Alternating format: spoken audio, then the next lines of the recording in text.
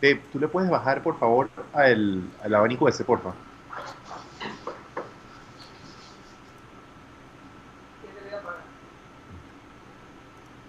Thank you.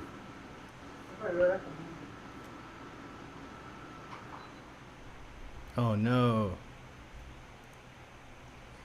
What happened? I signed into YouTube, but under my Henry Tui account at the RapScallions one.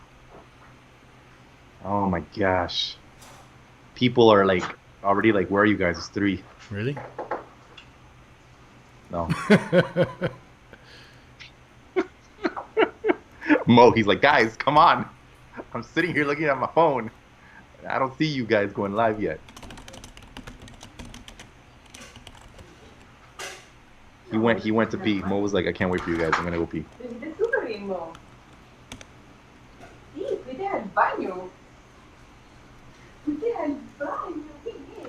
It's a brilliant dog.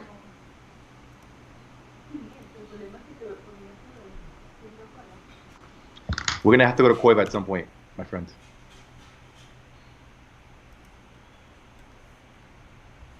Oh my god, I'm so late. I'm sorry, dude. It's okay, man. This is just a reflection of you, not me.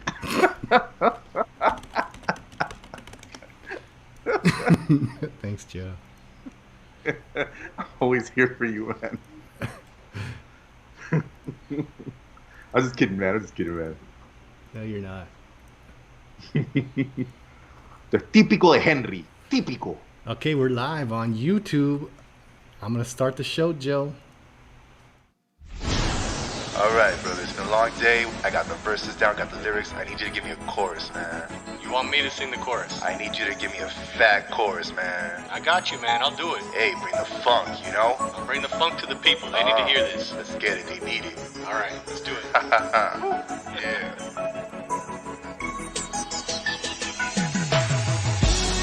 We've all been there before. Yeah. Stress has got us frozen to the core. That's right. Got something that you gotta see. What's that? Come on and have a drink with me. Yeah. We've all been there before. Stress has got us frozen to the core. That's right. Got something that you gotta see. What's that? Come on and have a drink with me. Sun's out, guns out, we bring the funds out. Yeah. You got some coke in that cooler? Bring the rums out. Mix it up a bit with a lemon slice. Yeah. Stress is out the window, I'm feeling pretty nice. Like this block of ice, I'm trying to chill. I got a quality cup, so this drink won't spill. Take a walk with me, please tell me that you will. Mix a mixologist here, he mixes up with skill. You know I got the bill, kick back and relax. Open up the window while we lay some tracks.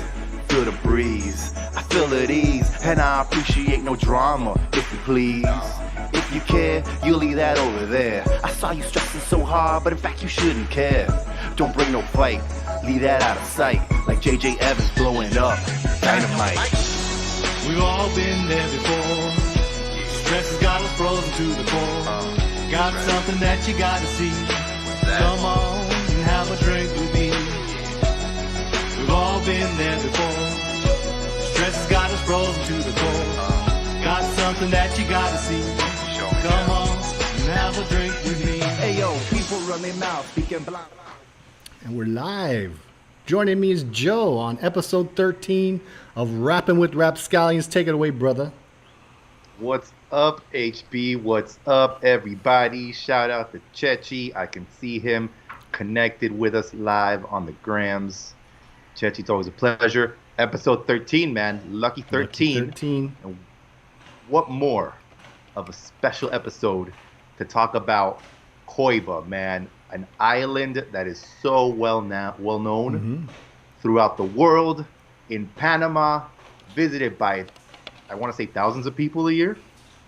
You know, truly a jewel, and I'm looking forward to doing this deep dive into the history of COIBA, because a lot of stuff went down there Oh, yeah. that people need to know about. They need to know, and we're going to tell them, Joe. That's right. That's why we're here today, episode 13, my friend. No doubt. So how have you been, man? Before we get into that, I want to know how you've been, because it's been another week. Once again, it is another week in this current reality that we're living Crazy. in, this pandemic-y lifestyle that we all got going on. How's stuff over there, man? Well, I can tell you this, Joe. It's hot. It's really, really hot.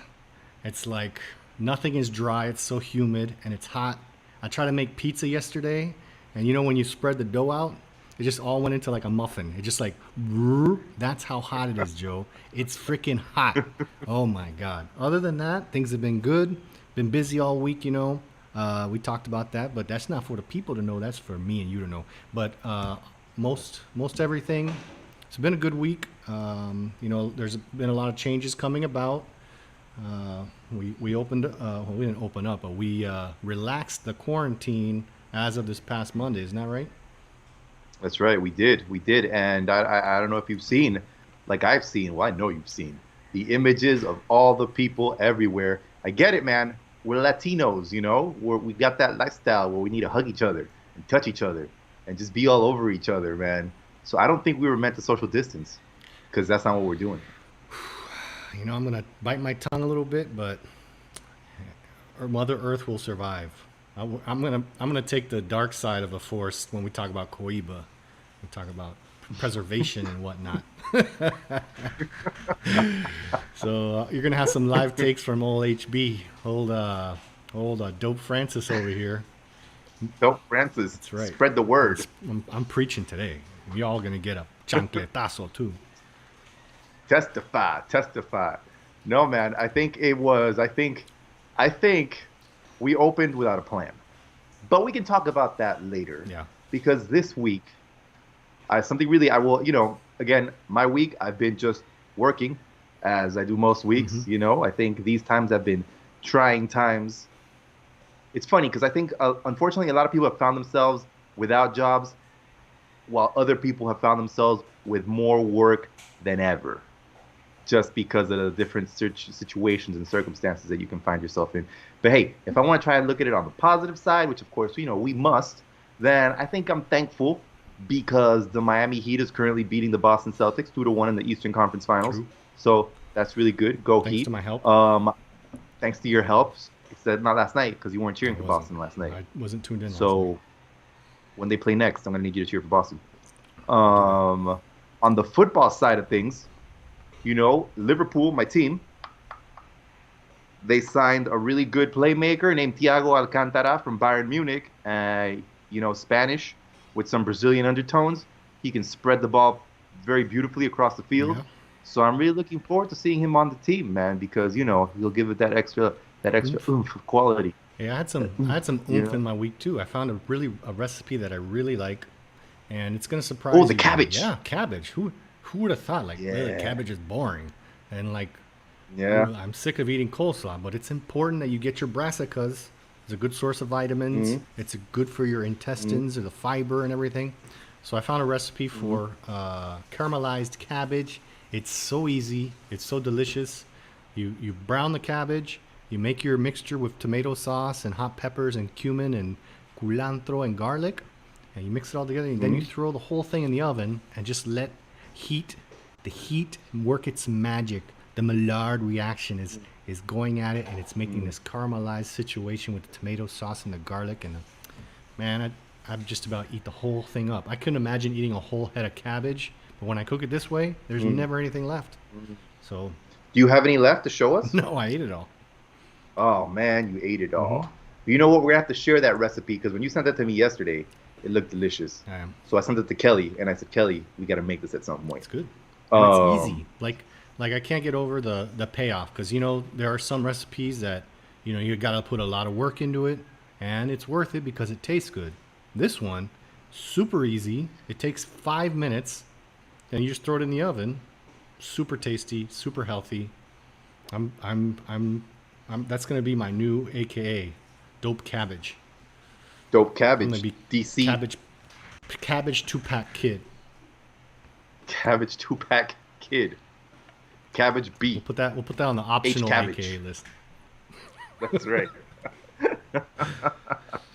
No, man, but I think it sounds good. We're gonna have to share that recipe with people. For sure. Because you know, RapScallions, we're all about sharing. Right, DM us. We're all about sharing because sharing is caring. DM us if you want the recipe, or send some remarks in. You know, you guys have been awful quiet out there in the Famscallion land, the family land. So, you know, let us know if you have any insights, or if you have your favorite recipes, let us know. We'll talk it over. We'll even try it on the air. You know, RapScallions, it's all about sharing. man. DM us. Hey, we had Robert Martin from Intimo Restaurant. Shout out to them. Shout out to Intimo. You know, Shout out to Intimo. They're our official sponsor of the Oficial. RapScallions. And true that, man. We're gonna start wearing Intimo t-shirts and hats all the and time. we're gonna get more intimate. And we're gonna get more intimate with you guys. That's right. If you will let us. DM DM us, us. and we'll come to your Yes. house. We'll be We'll right get over. intimate. That's right. I'm still using And my. I was gonna say I'm using my tamarind with simple that. syrup. Yeah. It's delicious. Oh, It's word? a Nice, tamarind. It's Abuelo Siete Años with tamarind syrup and a little bit of simple soda simple. What's your drink Man. today? Today I went back to the basics. I made myself a little rum and coke. I added some sparkling water to it, Uh-huh. just to give it some extra oof, because I drank all my simple syrup with coffee. Oh, okay. Well done, Joe. Well done. So I need to make some more. But hey, it was tasty. I just added a splash of simple syrup to my coffee. Beautiful. It opened up the flavors. I'm a fan of the simple syrup. And not only is it syrupy, but it's simple too. That's And- right. and Very the simple. payoff, Hence the that's name. another one of the things that just a little bit of work with big payoff. You know, if Yeah. you, if, Yeah, you know, yeah. I've been drinking a lot of Coca-Cola with my rum and coke. So now that I have these tasty options, I'm thinking maybe I can get away from all the sugars and chemicals. I can control the ingredients myself. The tamarindo, I got the tamarindo paste and I just added it to the simple syrup thing. And my goodness, it took 2 seconds. So I'm very impressed with that. Word. Very happy about Hey, it. and we all and this is all inspiration that came about from having Robert Martin Exactly. from Intimo Restaurant. He is the mixologist at Intimo, who is also Restaurant. our sponsor. That's First right. sponsor. Official sponsor. If you want to be our sponsors too, DM us. DM us. We still got a little bit of space. We got some space. We might be able to fit you in. We might be able to fit you in, but look at the exuberance with which we treat our sponsors. Look at the love that's coming out of our pores, man. Yeah. It's like it's We just very love them. intimo the way that we are intimate with our sponsors. I know. Wow. You know. Wow. I like that. That was Yeah. good.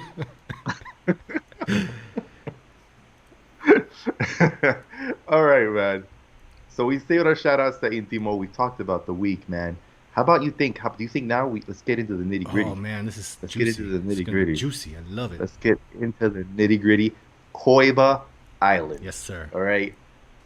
I don't know how many people out there know, HB. I'm going to spill some knowledge to you. Drop it. That COIBA Island, I'm sure you know this because you know everything.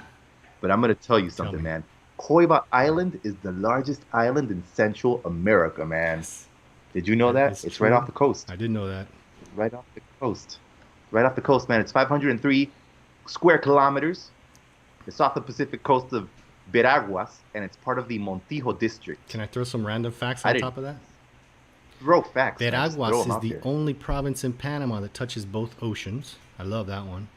And Oh, also, that's very good. COIBA is on the same tectonic plate as the Galapagos Islands. So they have a What? lot in common. Wow. Have you been to COIBA? I've camped there. I've never like hiked it or anything. Man, that's definitely something that I want to do. When you hiked it, when you stayed there, when you Well, camped the there. thing is, did we were any- out on a did there fishing anything trip. eerie happen? Yeah, we were out on a fishing trip and we anchored there because, well, I don't want to get ahead of us, but they have a good anchorage there because the seas can be a little tempestuous in that area. Ooh, yes. So tempestuous. Yeah, DJ Tempestuous. Did you have any sort of eerie situations happen when you were camping there? Well, Were there any ghosts when about? I was growing up, man, Pulling on your leg? When I was growing up, Joe, I'll tell you what, the biggest blast and burn that you could tell another little kid was, you're going to COIBA. Like, it's like, oh, No yeah, way. man. When I was a little kid, that was like, the dictadura. That's what happened to the desaparecidos. When you got disappeared, that means that they sent your ass to COIBA, dude. And Yeah.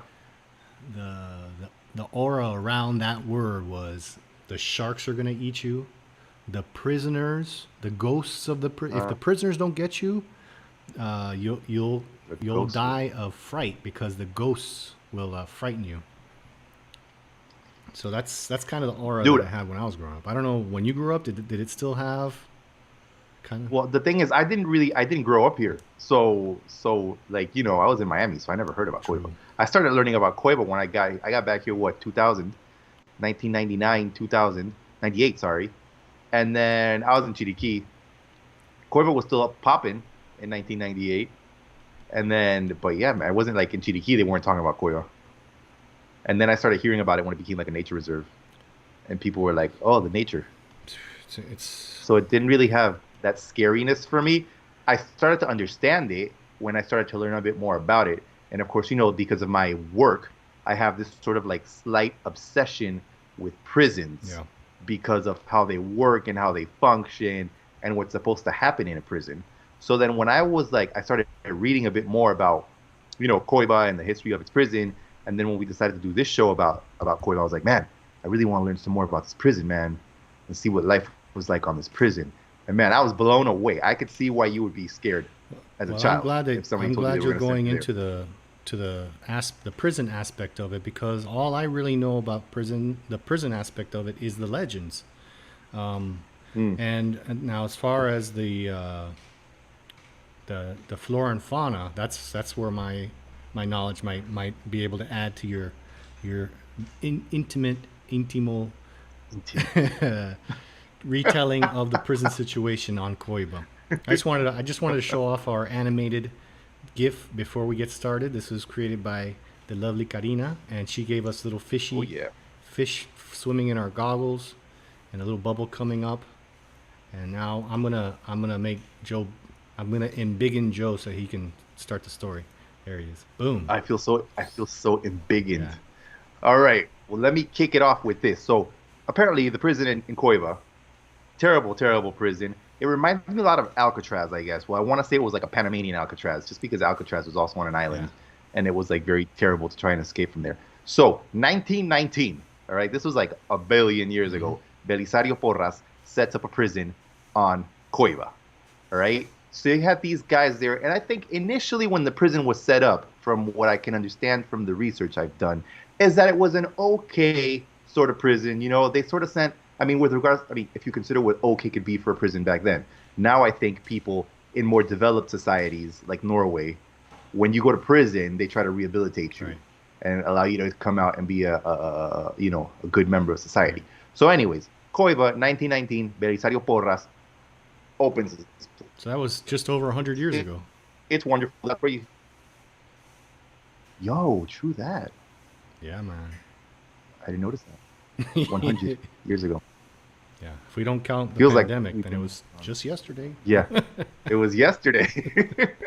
So he opened this place, and that's where they would send like the baddest people there, right? Then, everything was kind of fine until about the 1940s. Arnulfo Arias, he was like, hey, let's take advantage of all this, like, because there was loads of land, and you had all these prisoners there that weren't doing much, and they were like, let's use them for labor. So then the guys started cosechando, they were working the land. They were making the llame and the otoe, and they were fishing and everything seems to be going fine with them. COIBA was pretty much, it was a prison. You had these guys there, and everything was fine, I guess. And then when things really started going downhill was when the dictatorship happened. As you said, Panama was in a dictatorship. So then you had Omar Torrijos, who came on board, and COIBA became like this nasty place where you would send political criminals, just people that you want to disappear, people that you didn't like, people that went against the dictadura. Desaparecidos, man. Desaparecidos, that's right. So I was watching this documentary this morning that I found on YouTube called La Isla del Diablo. Very, very good documentary. And they were interviewing some guys because, the dictatorship was like yesterday practically. There's people, a lot of us that lived through it. We were around when it happened. So then this guy was saying that they would put them on a boat. They would take the boat ride out to COIBA. Yeah. And then the boat would never dock, right? They would just push the prisoners into the water and then they would have to swim to shore, all right, carrying whatever stuff it was that they had on them to take with them to prison. And this reminded me a lot of currently in prisons, like say if you go to La Jolla or La Joyita or any of these prisons, whenever you see the new prisoners show up, they basically they have to show up with like their rolled up mattress, which I guess a family member gave them, or whatever types of things they could have on them, because they don't really get that much when they get into prison here. It's pretty much resuelve, Yeah. So if you don't have a bed, no tienes un colchón, you're sleeping on the floor. So anyways, these guys. Can I make a suggestion? Make a suggestion. I think we should turn that prison back on, rehabilitate the prison, and then send Robbie G out there. Robbie G needs a shout out. He said, just seeing who the guest is, and it's not me. So sad. Well, guess what, Robbie G? You won yourself a one-way ticket to the newly opened COIBA prison, and all you're going to have is a bedroll and the rags on your back, dog. Uh-huh. And we're going to make you swim there so that your rags and your bedroll get wet. You're gonna ride on the back of a shark. Of a shark. A Robbie G shark. You can take Bob with you, too. So, these guys have to swim there. Then when they get there, they had to walk down this thing. They called it La Calle del Honor, or Honor Street. Oh. And you know what happened when you went down Honor Street? The police and the custodians would beat the crap out of you pa suavizate, so that you would understand who was in charge. That's right. So already... So you have to walk the gauntlet. Yeah. Kind of like when you're in high school and you're like the little short kid and then you're walking and then the people are pushing you and you're like, oh, leave me alone. Well, these guys would just beat the shit out of you with their toletes and sticks or whatever to let you know who the boss was. So then you get there and they had the main building, because then they divided it to several different camps, right? I think there were maybe like 24 camps. There were several different camps around the island, yeah. But it was a little different than normal, wasn't it? It's like the opposite, kind of. Yeah, because the thing is, so they had the main building, which is, I guess, the most secure one, which is where they kept all the very, very bad people, the maximum security prisoners. They were kept there. And then they had these camps, and I guess that's the one that had the most security, right? And then they had these other camps spread out across the island where it was pretty much, like, say if you and I were in a gang and we called ourselves the RapScallions, they'd be like, oh, RapScallions, go to camp 24. Oh, smack. And then say Robbie G was in his, feeling sorry for himself camp, they would send him to the I'm feeling sorry for myself camp with the other feeling sorry for themselves far away.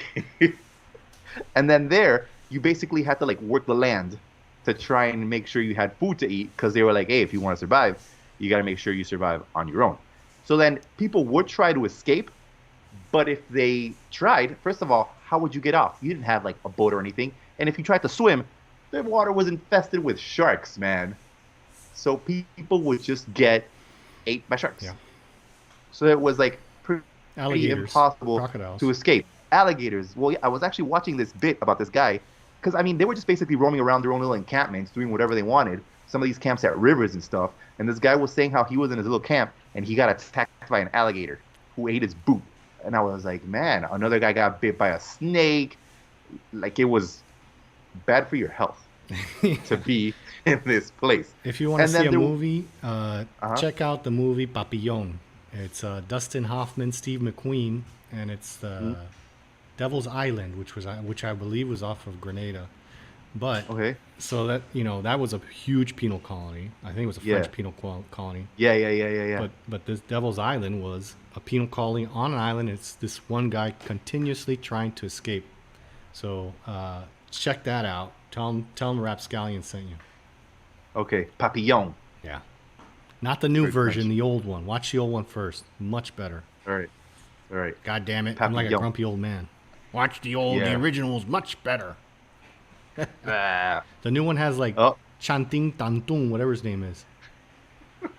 Chanting Tantung. Yeah, Channing Tatum. I don't want to see him. I don't want to see him trying to escape from a prison. Oh man. Hey, Kelly said she read the book. Amazing book.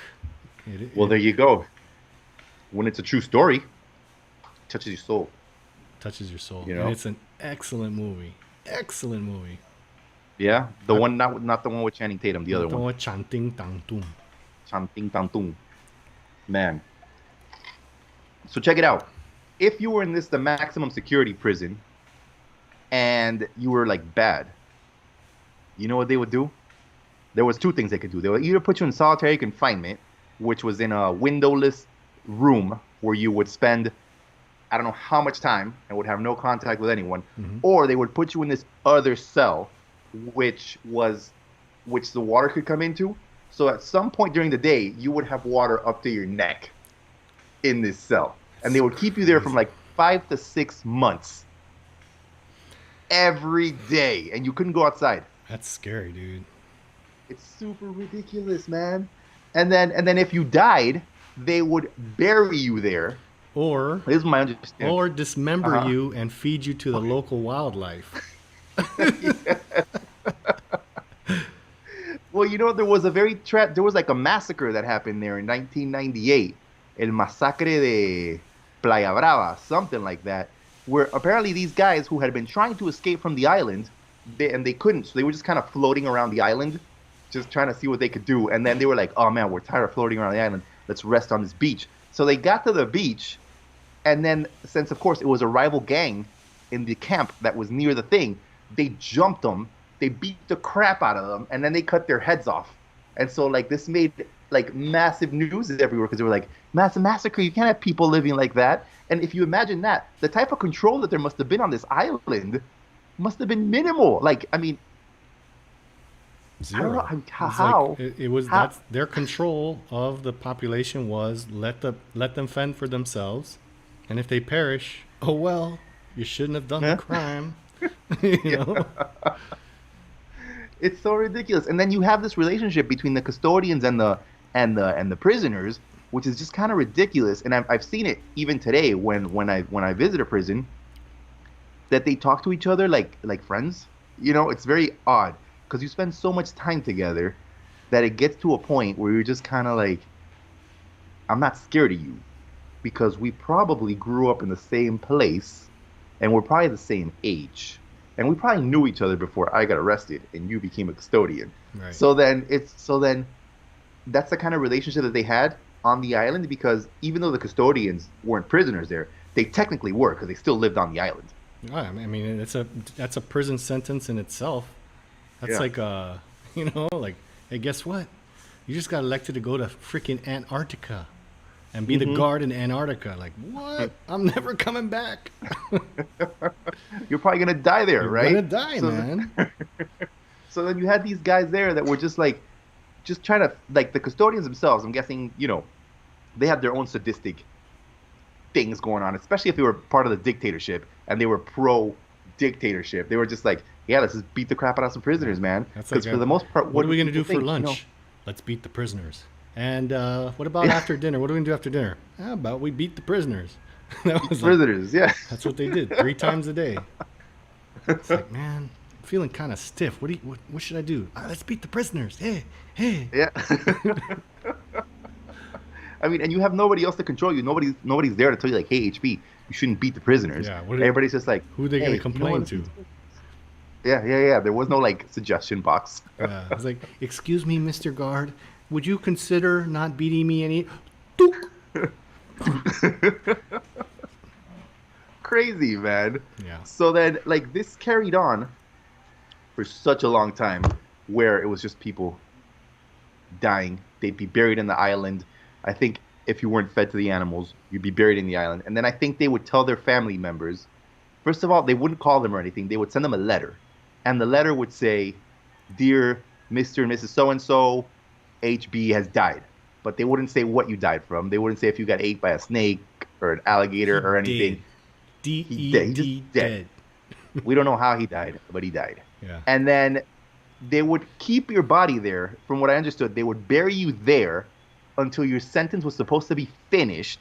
And then if your family wanted to get your remains, then they had to pay $100 to get to the island, pay the prison $20 to remove your body, and then take you back to wherever it is you were from. So a lot of them were like, man, why am I going to do this? He died. I'm just going to have like a service or something, and that's it, man. I'm done. How ridiculous is that, dude? That's hardcore, man. It's like, well, what did he die of? Hardcore. He died of death. He died of death, yes. How terrible is that, man? It was just terrible, terrible times. And I mean, and apparently now, still to this day, even now that the prison's been closed, I think it closed in what, 2004 was when they took out the remaining inmates and all that stuff. They say that now you can still hear the sounds of the prisoners on the island. It must be so wild, man. It's crazy, dude. The prisoners are It still must be there. so, They were never. because there's many that are still, Yeah. sorry. Yeah, and their bodies could not go to the afterlife. No, Their man. souls are in torment. And so what do? Yeah. They go, and people who camp there, and people who do not respect the flora and the fauna, they haunt the shit out of those people. That's what they do. So you better respect nature, or else the ghosts are gonna get you. That's right. That's right. That's Sorry, I right, get a little man. worked up about nature. Hey, you got to protect nature, man, especially the nature in COIBA. Mm-hmm. Because COIBA is a jewel, man, when it comes to ecology and stuff. I think it was named a UNESCO World Heritage Site or something It was. in 2005. It was. That's wild, dude. It's wild, and it's a national park. So some of the surrounding area and the coral reefs are considered national park. I mean, the list goes on and on, but there's over 2,000 species of trees there, and some of them are unique to the island. So trees that used to grow on the Isthmus of Panama, which have long been annihilated by cutting down trees, are still available on the island. So, it's really good that we're preserving it, but I'm afraid it'll get over touristed. That's my fear. That's one of the things. That's one of the things that I don't really, that surprised me actually, that we've gotten to this point that nobody, because I think if you go to COIBA right now, can you stay on the island or can you only do day trips to the island? I think you can stay in like a ministry in the Ministry of La Autoridad de Turismo, no, not Autoridad de Turismo, the Ministry of Environment. Do we have an environment ministry here? They have some cabins out there. I don't know if they're They still have in cabins, use. right? A lot of people have tried to open hotels and stuff there, and it's like, please, we Yeah. need to take this into perspective. I actually went and studied marine biology in the Galapagos, and Right. it's a huge tourist destination. And when you consider the stupid fat people wandering around the island have no idea about Darwin's theories. They're just there because it's a destination. They have no clue. Yeah. And when you touch coral, it might die. So just by walking by, just by snorkeling, you're having an impact that could be devastating to the local ecosystem. And I think, and like, there's a lot of natural coral surrounding COIBA, if I'm not mistaken. I'm trying to find the number now, but like, it's in like one of the largest coral reefs on like the, man, I can't find it. Let me see if I can find that information. Oh yeah. So yeah, they just to fill in, tons of sharks. Now, when I grew up, that aura of sharks eating you, since I did study marine biology, the people probably drowned first, and then the sharks took a bite out of them. It wasn't like Yeah. it's not like you're out in the water and sharks are just like waiting for humans to taste on. They're mostly white tips, which are pretty docile. So we have some people saying that you can stay there. They have the old security cabins. And then Robbie G, we're going to feed him to the sharks. He says, "Why do you have to fat shame those fat tourists, bro?" So we're going to have a little lottery system here, and the winner gets fed to a shark. Sounds good. In COIBA. Guess who's winning? Robbie G. Yeah. Hey, by the way, it is the second largest coral reef in the Pacific Ocean is located there Amazing. in COIBA. How crazy is that, man? How crazy is that? And another thing, just on the prison again, I keep remembering stuff. Mhm. There was a chapel there because all of these prisons have chapels. Yeah. Because I guess a lot of prisoners find solace in God, and they turn to God when they're in these types of situations. Supposedly, this chapel was only used once a year, and it was only used on the 24th of September, which is the day of the inmate. I had no idea. I found this out today. And then on that day, a priest would come to the island. He would do the ceremonies and everything, and then by 6 p.m., he was out. and then the chapel remained closed for the rest of the year. So How you know, wild that's is that? a yearly respite. You know, in between beatings, they got a little blessing from an Yeah. actual priest. That must have been very consoling for them. Jeez, man, I don't know. I just think it's pretty funny to have a prison there, and then not a prison, sorry, a chapel there, and then I guess you as a custodian, you're like, oh yes, Lord, please forgive me for my sins, beating the crap out of people. Yeah, yeah. I mean, come on, man. It was like it must have been a death sentence to get sent there. But just seeing some of the Absolutely. images from the prison, you see that there's still a lot of like things that prisoners would write on the walls. So I guess they would write notes to each other, or maybe like say if you were sent there and you were like, I'm gonna die here. So then you'd write a love letter to Karina on the side of the wall, just so that once you were dead, if she ever went over there, she'd be like, oh, Henry wrote me a love letter Yeah. on the wall of this prison. I would do that with the blood from my daily beatings. Yeah, seriously. You would never have you would always have something to write with. Well, here's some random facts. It used to be inhabited by a local Indian tribe until the Spaniards conquered them and forced them into slavery. So there's a long line of beatings Nice, man. associated with COIBA. And I mean, I'm not really sure how to go about explaining the biodiversity. Panama by itself has more birds or more variety of birds or more biodiversity in birds than the United States and Canada put together, you know? Word? Yeah. So, and one of the last remaining refuges in the world for the scarlet macaw is on COIBA. So, I mean, this place is just, people go there and they find new species. It's like, I've never heard of this before. This is amazing. Whereas us humans have ruined, burnt down, chopped down pretty much everywhere else. There is actually, I think 75% of the island is still covered in rainforest, and a majority of that is primary. That means untouched. That means, virgin rainforest. Wow. So very few places on the earth actually have that anymore. I mean, a lot of the parks that we have in Panama, excluding Darien, are secondary rainforest that was grown back. But COIBA is over 50% virgin primary rainforest.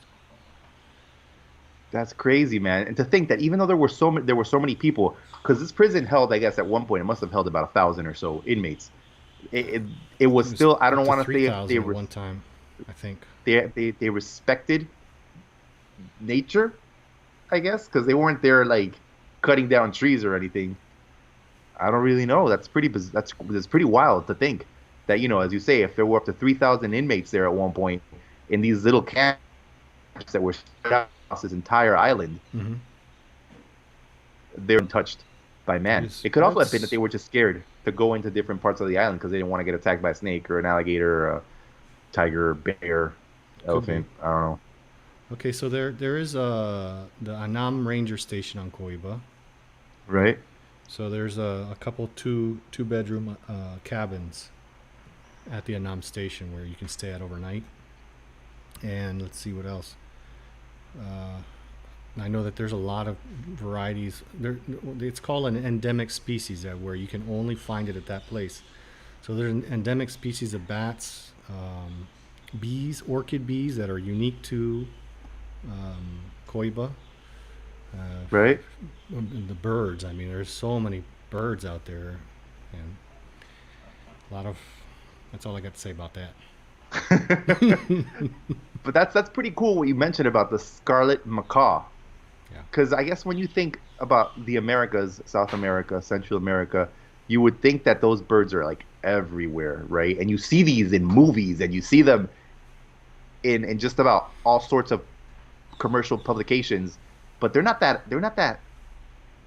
I've never seen one like in real life I've in the only wild. seen them in captivity. I've never seen them Yeah. in the wild. And they say it's the only stable. I can't remember the exact word, but I mean they're everywhere, but they're in constant disarray because the forest is being chopped down. So, I mean, the way that affects the species is just huge, because if you knock down a bunch of trees, then they're pushing into other areas and they're encroaching on other species, things have been in balance for millions of years, you know, and then in Yeah. the course of a few months, you've completely disrupted everything by cutting down the trees and For burning. sure. For sure. Man, and it's crazy though, because it seems like all these creatures that you would currently find on COIBA, you don't see them anywhere else in the country, right? So, you know, how they've managed to thrive in this sort of small location to the point where it's so rich in this biodiversity is really incredible. And just the fact that we haven't gone over there and just, you know, built a couple of hotels or apartments for people is beyond me, man. Because you would think that you would know be the my first thing that would saying, be done. Dios es pana. We do stupid shit, and luckily in the end we come out blessed. So Yeah. because we decided, because the country of Panama decided to have a penal colony there, and because it had the renown of people dying, of having ghosts, of having sharks, solely for that reason, solely has this place remained untouched like the way it is. Yeah. So, That's insane, man. Are we getting any comments or people participating? hey, Shorty from Shorty and Slim's comment. Hey, Used to stay what's out up? there. Used to be thousands of sharks, but longliners took them out. That's another thing, man. We would go fishing out there, and you can't fish in the park waters, but we would go and anchor there, and you could stay at the Anam site, but we would anchor there. You would just see longliners, man, and these things. Wait, what are longliners for people that don't know, like me? It's huge commercial fishing where they have the long ocean lines, and they catch everything. They take what they want and throw the rest back in the ocean. They're horrible for turtles. The turtles suffocate. You just think of these trasmayas, I think they're called in Spanish. The big commercial fisheries that put out these long line nets, and it Right. just completely devastates the waters. I think a few years ago it was the Taiwanese that were out there en masse. It was an agreement that they made with Mireya, and you know you would see them sitting at the border of the park, and then the Servicio Marítimo would come by, make sure they weren't in the park, and as soon as that boat was gone, they'd throw their lines out and just ravage the ocean. Sad. And that's probably still going on. I don't know. I haven't been out there in years, but salud. Thank you. Is it Sorry, I time for tried your to meet. Is it time for your afternoon beating? It is time for my afternoon beating. Thank you, sir. Yes, may I have one? That is ridiculous, man. So the two biggest threats right now are over tourism or tourism at all, in my opinion. Yeah. And longliners. Ah. Here's the long line. Followed a line for 8 miles with a hook every 10 feet. Wow. That's crazy, man. That's crazy. I don't know, man. I think it's only a matter of time. You know how the way they always change laws here to benefit people who want to do things. I think it's only a matter of time before we have like a copper mine in the middle of COIBA and somebody's trying to like drill it for copper. I went out to the copper mine. I went out to the mine out in Panama. I'd actually tried out. It was a copper mine. There's a gold mine and there's a copper mine. It's out in Petaquilla, and they were looking for a site foreman. So I went out there, and the gold mine is, I mean, right in the middle of the rainforest. It's just past the Omar Torrijos National Park, and it's on the downslope headed towards the Atlantic Ocean. The gold mine was at the top of the hill, then the copper mine was right below it, and then they had the arsenic pools because that's used in the processing of gold. And I was like, you guys aren't worried about arsenic leaching into the ground and contaminating your drinking water and stuff? And I was like, anyway, that was a big mess. Who cares? Arsenic, whatever. The cattle issue. Well, as far as I know, there's still several hectares of subsistence farming out there. The cowboys are still there, but that information is really old. I don't know if that's up to date. They have cowboys out there raising cattle, and at one point, those farms that you mentioned, they raised the food for all the penitentiary systems in the country of Panama. So that's in COIBA, yeah. And you know what's remarkable is just that they never really kept tabs of how much was produced there. Because yeah, it was also used for the other penitentiary systems, but then it was also sold. But who was getting that money? Exactly. When someone's You know, trunk. totally, man, ridiculous. Yeah. But yeah, it's funny how they had cattle and they had. It's really funny. So here's a funny story. Last time I went to, no, it wasn't last time. Maybe about 2 years ago, I went to La Jolla, and as we were driving up, because you know you get the, it's un centro penitenciario, right? So in this Mm-hmm. big compound, you have La Joyita, you have La Jolla, and now you have La Nueva Jolla as well, which is the purpose-built prison that we now have to house. That's also getting super full.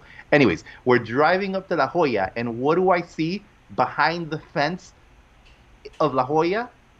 Like I must have seen. I was gonna say like thousands of cows. No, I must have seen about 50 cows, man. Cows, and I was like, what are cows doing here? And then I guess the conclusion that we reached was just like maybe these were cows that they took from someone. Like maybe there was some narco who had like a ton of cows, and they were like, we don't know where to put these cows, and they were like, let's just put them in La Jolla. Yeah, maybe they can milk them or something. I don't know.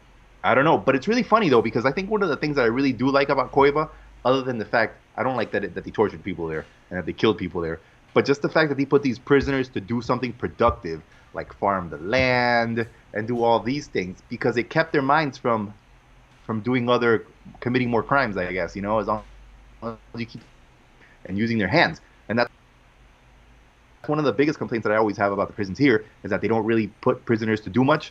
So you have a lot of prisoners that are just kind of lying around thinking about what other crimes they can commit. And you will find some that work their little huertitos and they have their little tomatoes and their carrots or whatever. But you know the amount of land there is in Pacora? You know the amount of crap there is on the road in Pacora? You could put these guys to pick up trash. You know, like in the road gangs with the guy there with the shotgun What and then the we guys have picking here up is a trash. failure to At least- communicate. Cool Hand Luke. Check that one out. Paul Newman. So many suggestions. But it was like, come on, man. At least these guys in COIBA were working. I mean, granted, they knew they were probably going to die at some point, but at least they were working and doing something positive with the time that they had instead of just sitting there thinking how they could smuggle cocaine into another prison or something. I don't know, Isn't there man. like a big tunnel system or something? They found a bunch of tunnels. In one of the In COIBA? one of the pens. I don't know. You're the expert on the prisons, not me. No, I haven't seen anything about tunnels, but I'm going to look into it because I've never heard anything about any tunnels. The only thing I've heard about is the amount of contraband that people get in there, of and nobody course knows not. how it gets in there. I don't know. Everybody Muy has their own especial. opinion. They all have their own thoughts. Yeah. So back But to yeah, man. Back to the Yeah, you're Gulf right, of man. It was Chiriquí. 3,000 prisoners. I Wow. mean, you've never Yeah. been to COIBA?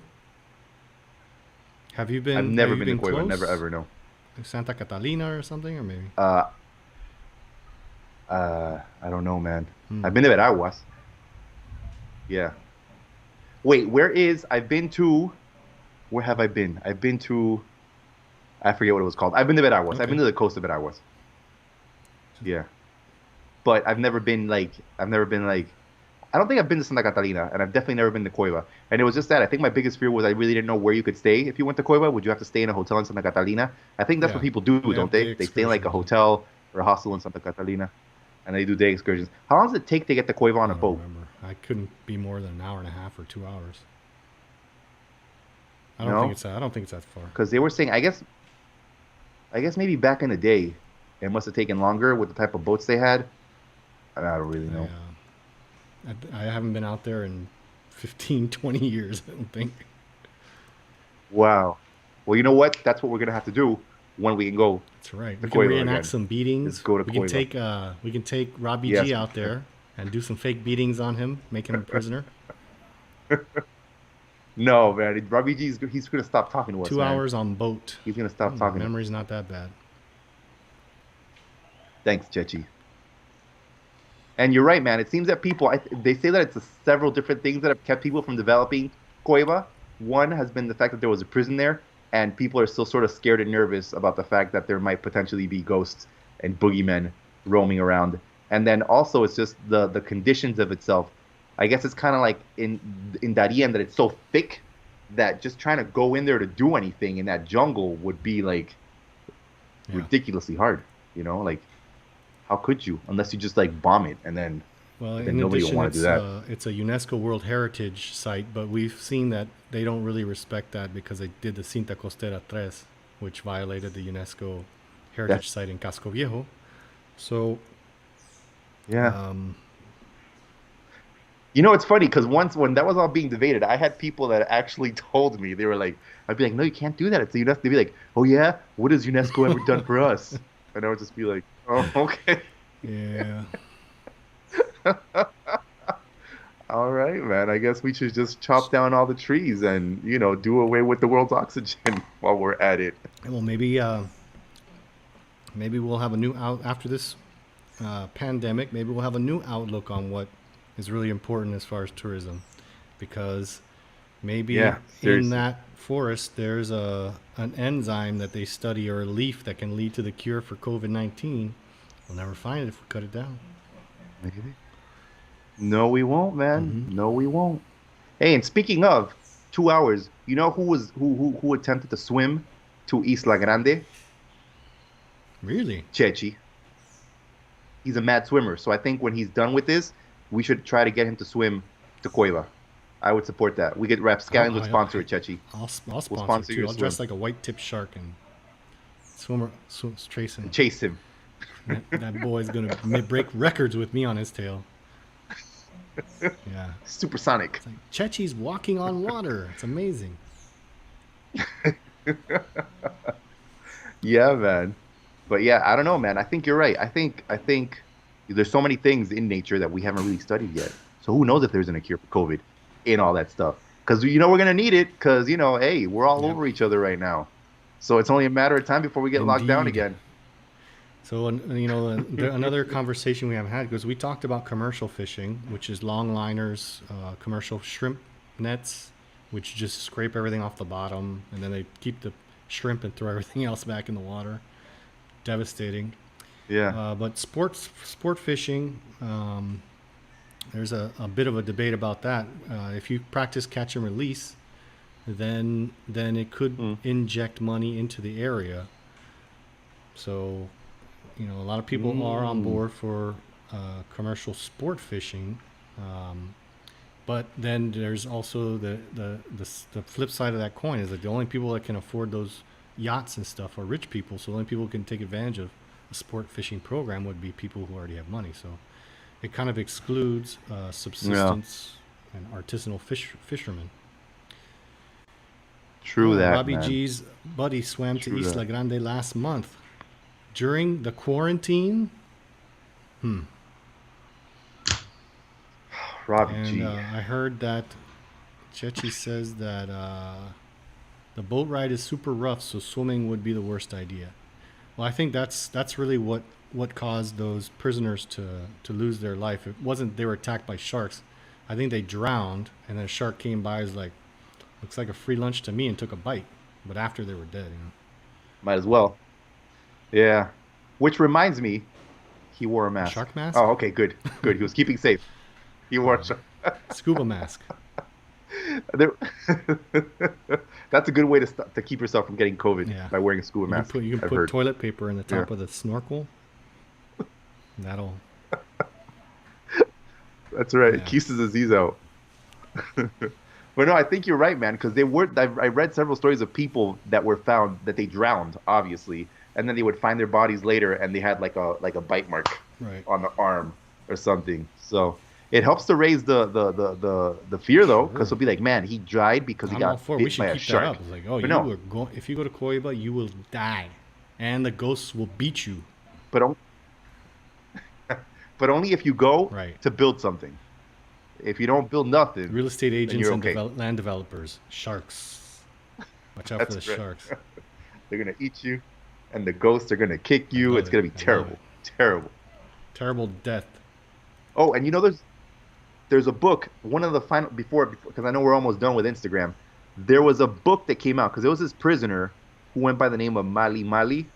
So he wrote a book that came out last year, which is called Baiko COIBA Backwards. And he was in prison in COIBA for 17 years, and he wrote a book about his experience, which came out last year, coincidentally enough, to mark the 100th year anniversary of the prison. So I've been trying to get a copy of that book because when I saw that happen, Wow, I was like, it's I need to get a interesting. copy of this book. Yeah. Man. Yeah, dude. Can you imagine? That must be some crazy stories. I don't even want to think about what it was like to be in any prison in this country, much less that prison. Just knowing that every day, the kind of crazy stuff that happened in prisons, man. I don't wish that Yeah. on anybody I know. Not even Robbie Not G. even Robbie G. No, man. All right, well, we're running to the end Nope. of our 1 hour on Instagram. You can join us over on Facebook Live at fb.me/scallions.rap. You can also find it by going to Joe and I's Facebook pages. We're also live streaming on YouTube. We've got all 13 of our episodes there. I just worked on that this week. It's a beautiful page. Go there, like, subscribe, all that stuff. You know you want to do it. It's cool. And we're going to keep talking in the after party. I'm going to refill my drink, and Mr. Jose Mesquita is going to tell me more. He's going to tell all of us more about the scary penal colony of COIBA where there's ghosts and no developers or real estate agents should ever go there. No, they shouldn't. No, they shouldn't. I did hear though that they would treat you well if you had like on the island. From one of the prisoners I was talking, he said that there were 9 guys that had AIDS on the island, and then these guys were kept separate from the rest of the prisoners. Obviously, I mean, you can imagine how it must have been during that time. Like, oh, these have AIDS, but guys were actually they got not even Robbie G. These guys didn't get beatings. So I mean, blood. There you go. You He don't said want those blood guys. flying around. Yeah. Oh. So he said those were the guys that were actually received the best treatment. Were the 9 guys that had AIDS, and they slept in a separate area, which was like a Red Cross. Like a Red Cross encampment. I want to call it like a hut or something. Encampment, yeah, something like that. I mean, it was still a raggedy building, just like the other raggedy buildings that they have on the island. But those 9 guys, they got preferential treatment. They weren't put in a special cell with the water that would come in. They were just there, and they were left there to like fulfill their time in the prison without beating. Would you say that because I saw some other prison stories where people would actually want to get AIDS so they get better treatment? I think that happened in Cuba. Maybe. Anyway. And they were in prison for life? It's possible.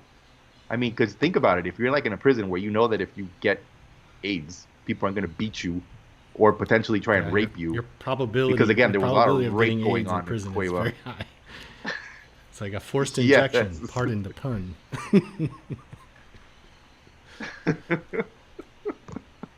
I mean, it's crazy. But they were saying that, like there were a lot of rapists as well. So they were like, you were in prison, and you were like, there were rapists within the prison who were trying to rape imagine you. if you were a political opponent of Noriega or of Torrijos, you've never done any blue collar crime. All you've done is speak out against the dictatorship. They send you to an island full of murderers and rapists. Mm-hmm. Bad things are going to happen, man. Yeah, man. You weren't going to be sitting around. You know that? Remember that picture of when Martinelli was in El Renacer in Arias Verdes and he was sitting around with his buddies having drinks? That's not what life in COIBA was like. Man. No way. No way, dude. Maybe we need another COIBA just to send all those guys that think they're above the law. During this pandemic who stole people's or asked for kickbacks from their food baskets and their monthly supplements should be sent to Gladiator Island and make them fight in the pits. Gladiator Island. I like it. We could film that. Guess who has AIDS if he ever goes to Panama prison? Robbie G. I don't know. That's my... All right, guys, we're going to sign out. We're signing out of Instagram. Join us over on Facebook Live and on YouTube. It's great seeing you guys here. We're signing out. Over and out on Instagram. It's the after party on Facebook Live. Later. Woo. Woo. All right, we're going live. And, I need to update. We're still live. We've continued the live, but now we're in the after party. This is where the fun really happens, I need to freshen up my drinky poo. Do you think you can hold down the fort with a 10-minute solo chat regarding COIBA Island? Yeah, sure. Master, Of course, you're a man. master.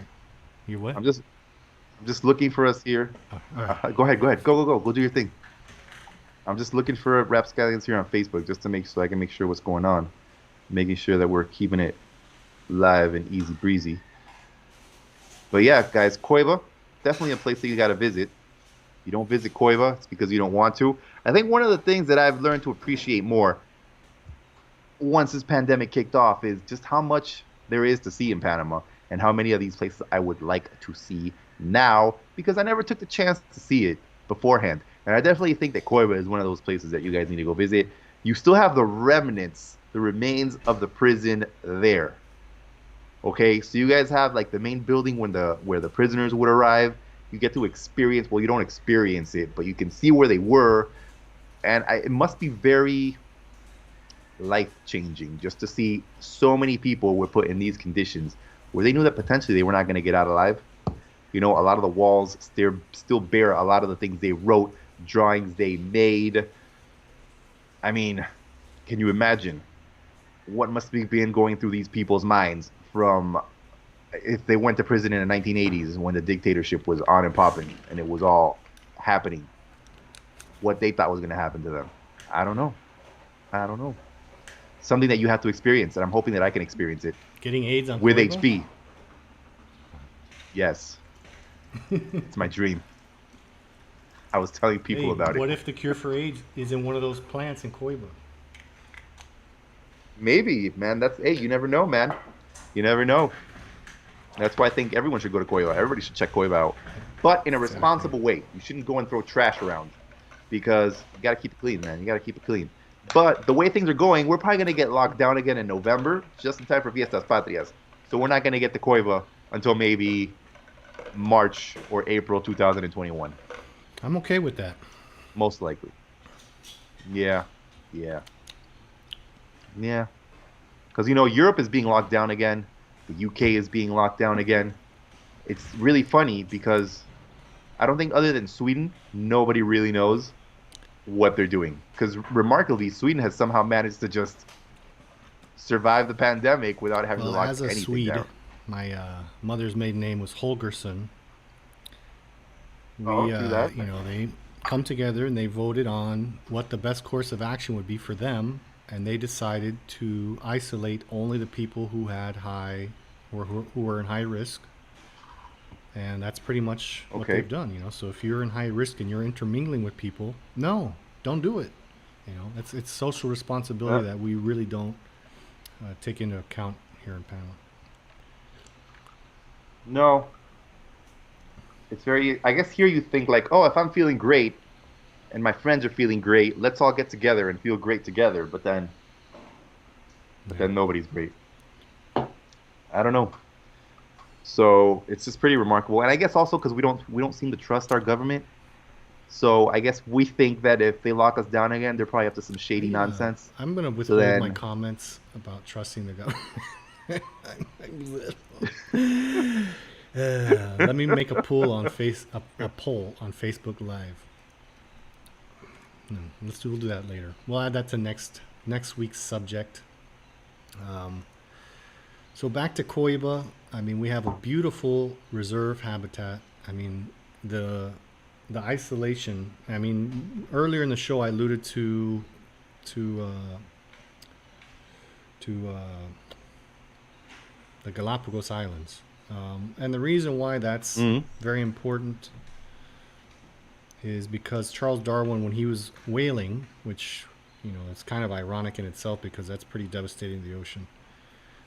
They would go out and kill these giant whales just for their blubber because that's what lit the world's lamps, you know, whale blubber. Right. So I mean, the irony is not lost on me that he, as a whaler, would be out in the Galapagos. And from what he observed there, and because he wrote it down, it came about a scientific revolution, you know, of people who prescribed to his view on things, on survival of the fittest. I went to the Galapagos, and, you know, you can walk right up and pet a penguin, you know. It's crazy because that it's been in isolation for so long that the animals there don't know the fear of certain predators like humans. So you know, Oh, you walk, wow. you Yeah. go. I swam with sea lions. I took pictures of marine iguanas, and you know, if as long as we're making recommendations, Kelly, I think you might like this one. Uh, Herman Melville's Las Islas Encantadas was Herman Melville's Las Islas account of the Encantadas. Galapagos Islands, and thanks to Professor Jack Peterson, we read that before we went to the Galapagos, and it was like having read it, and I had a mental, my imagination created a setting for me, and then when I landed there, it was exactly the way Herman Melville wrote it. You know, it was amazing. So both Charles Darwin and Herman Melville were whalers, and you know those are the people that went around because that's how they made their money. But the Mm, similarities that the Galapagos have with Coiba is that they're both on the same tectonic plate. They've both enjoyed a certain degree of isolation. Now, as far right. as fauna, they are completely different. The islands are kind of deserted, you know, but the coral Mm, reefs are somewhat similar because Pacific coral reefs are deeper, and they're not as colorful as Caribbean coral reefs. right. So it's the isolation that these places have enjoyed that has led to their not led to their biodiversity, but has protected them from the scourge of humankind, of cutting everything down and killing everything. Yeah. Why do you think we do that? You know, I think there was a certain I mean, when you think back to the Reforma Agraria in Panama, Mm-hmm. a lot of it, a lot of things happened. It was called limpieza. In order to in order Mm-hmm. to make a place survivable, you had to clean it, which meant cut everything down because the critters that would affect your life and the snakes, scorpions, stuff like that, rats. Rats. So and that's one. The another thing is that we kind of reached a tipping point of being under the umbrella of nature, and Mm-hmm. it's a perpetual fight of survival. Our bodies and all animals that live on Earth are in a perpetual combat over surviving. You know, right now inside your body you might be fighting a bacteria, or you know, but that fighting, once we got so developed, we haven't become enlightened alongside of our progress. You know, we still see nature as Mm-hmm. a foe that's trying to defeat us when it's not. We're part of it. We've separated ourselves from it, and Right. we've just eliminated it without knowing that we're killing our home. You know. Yeah. And then ultimately, nature will eliminate us Yeah, in an instant without nature's even patient, flinching. man. Just wait for us to nuke each other or pandemize each other, and and uh, and then when our ashes soak into the earth, everything's going to be just fine. And then the reptile Yeah. overlords will take over again. Yes, very true. Very, very true.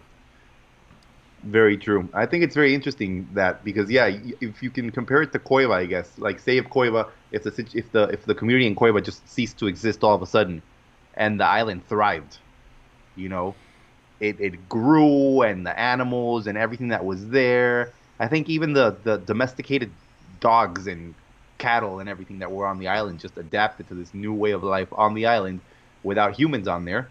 And now they're doing so much better than they ever Well, I were mean, we saw that in the first when you few had a months bunch of of the idiots pandemic, walking around. where you know, I don't know if they're real or not, but you see like dolphin in Italy, you know, and in the Yeah. canals of Venice.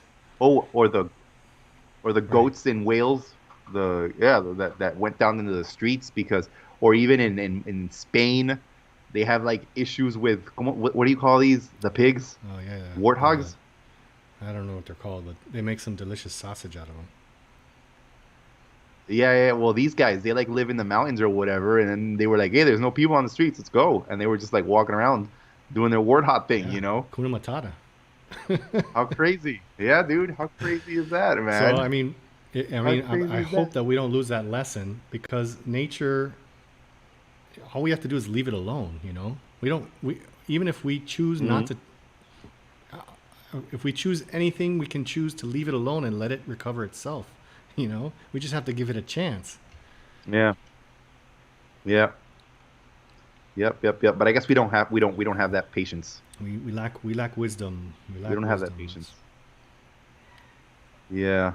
Which is being a student of history, you know how much I love the canal and all of its history. I mean, when you consider the efforts that were involved in creating something and trying, like what I was alluding to before, is that battle against nature. In order to build a canal, they had to tame the Chagres River, which would overflow, would have 14 feet.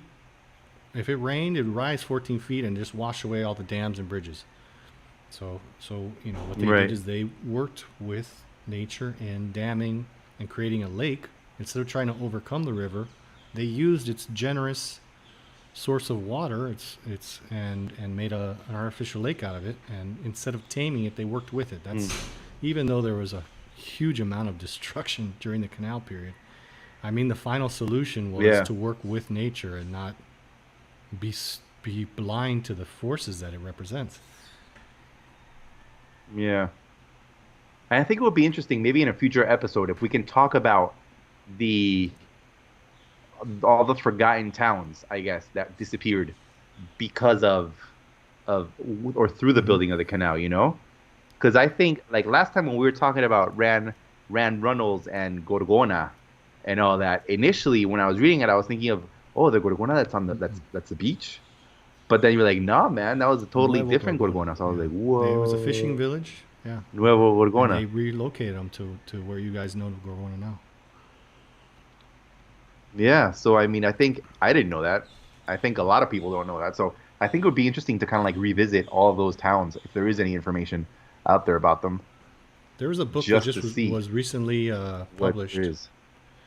Um, we were Ah, talking about that at one yes. point, but Yeah. it talks about the towns that were quote unquote lost. But all those people were moved to other locations. Yeah.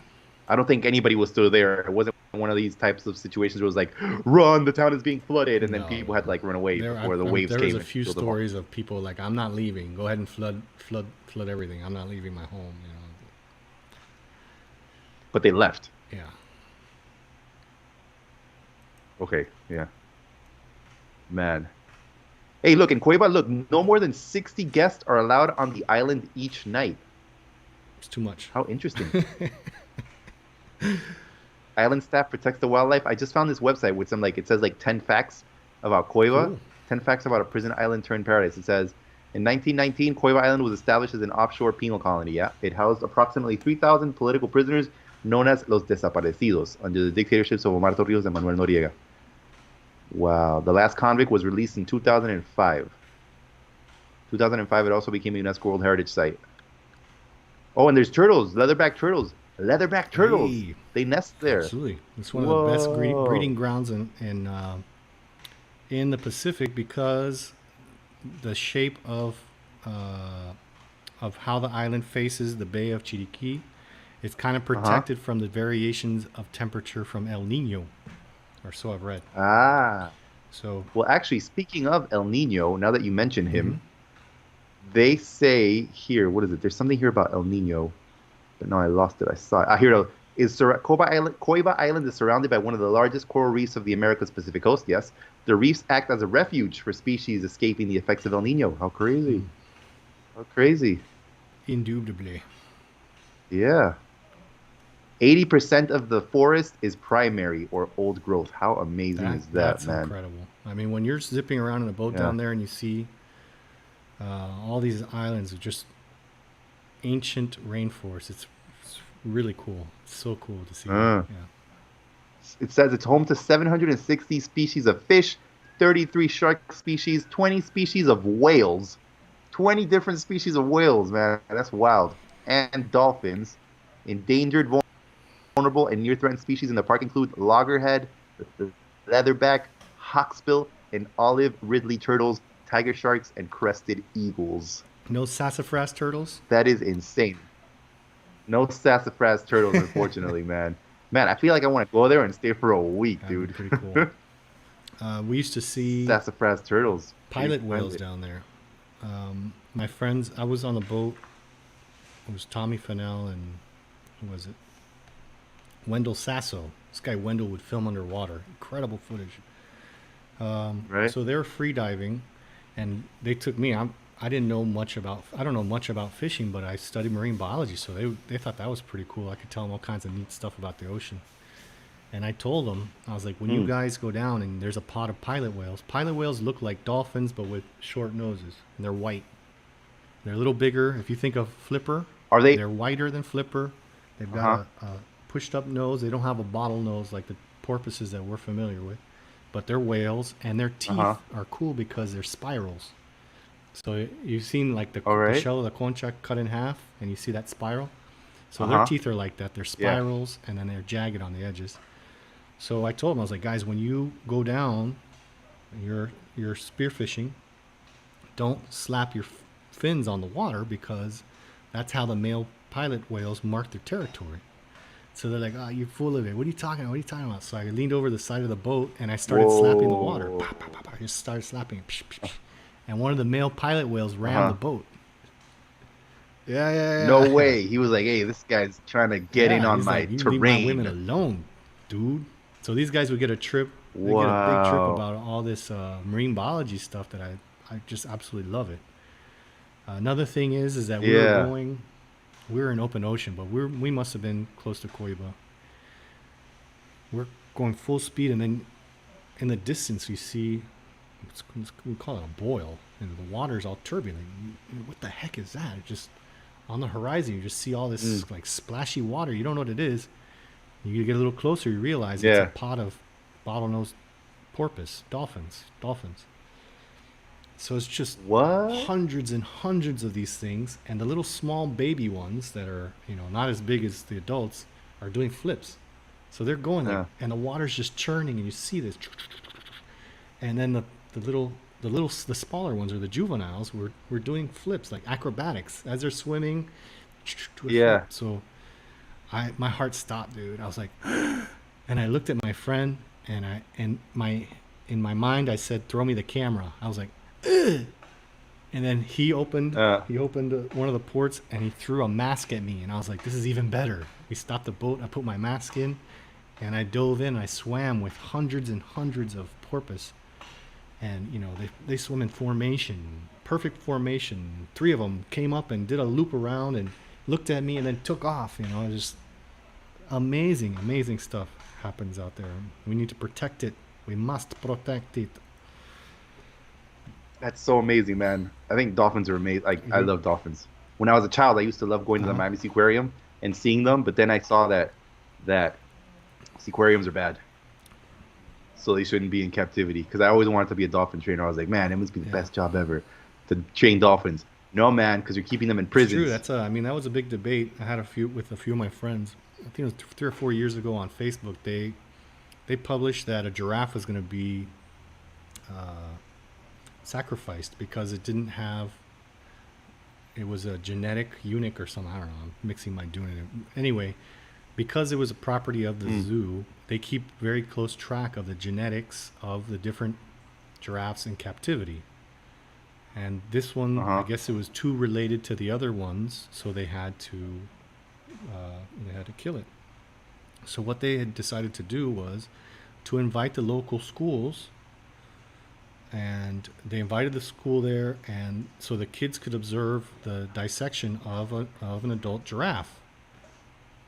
And then all of a sudden, this huge public debate started about how awful it was and this and that. And I was like, and my side of the debate was, if you keep something in captivity and you don't understand that that's a bad thing, but to you, dissecting it for medical research is a bad thing, then you're completely out of balance with what's happening there, Like you're taking Yeah. something out of its natural environment and you're forcing it to live in an unnatural space, which has been shown to be,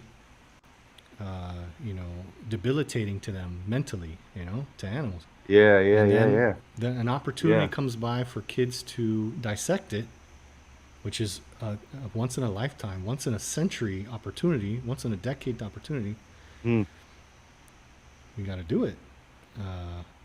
So Yeah. another part of the debate was, well, zoos are good, aren't they? And I was like, well, you know what? I don't think I would have gotten as interested in marine biology had I not been to a zoo or to SeaWorld.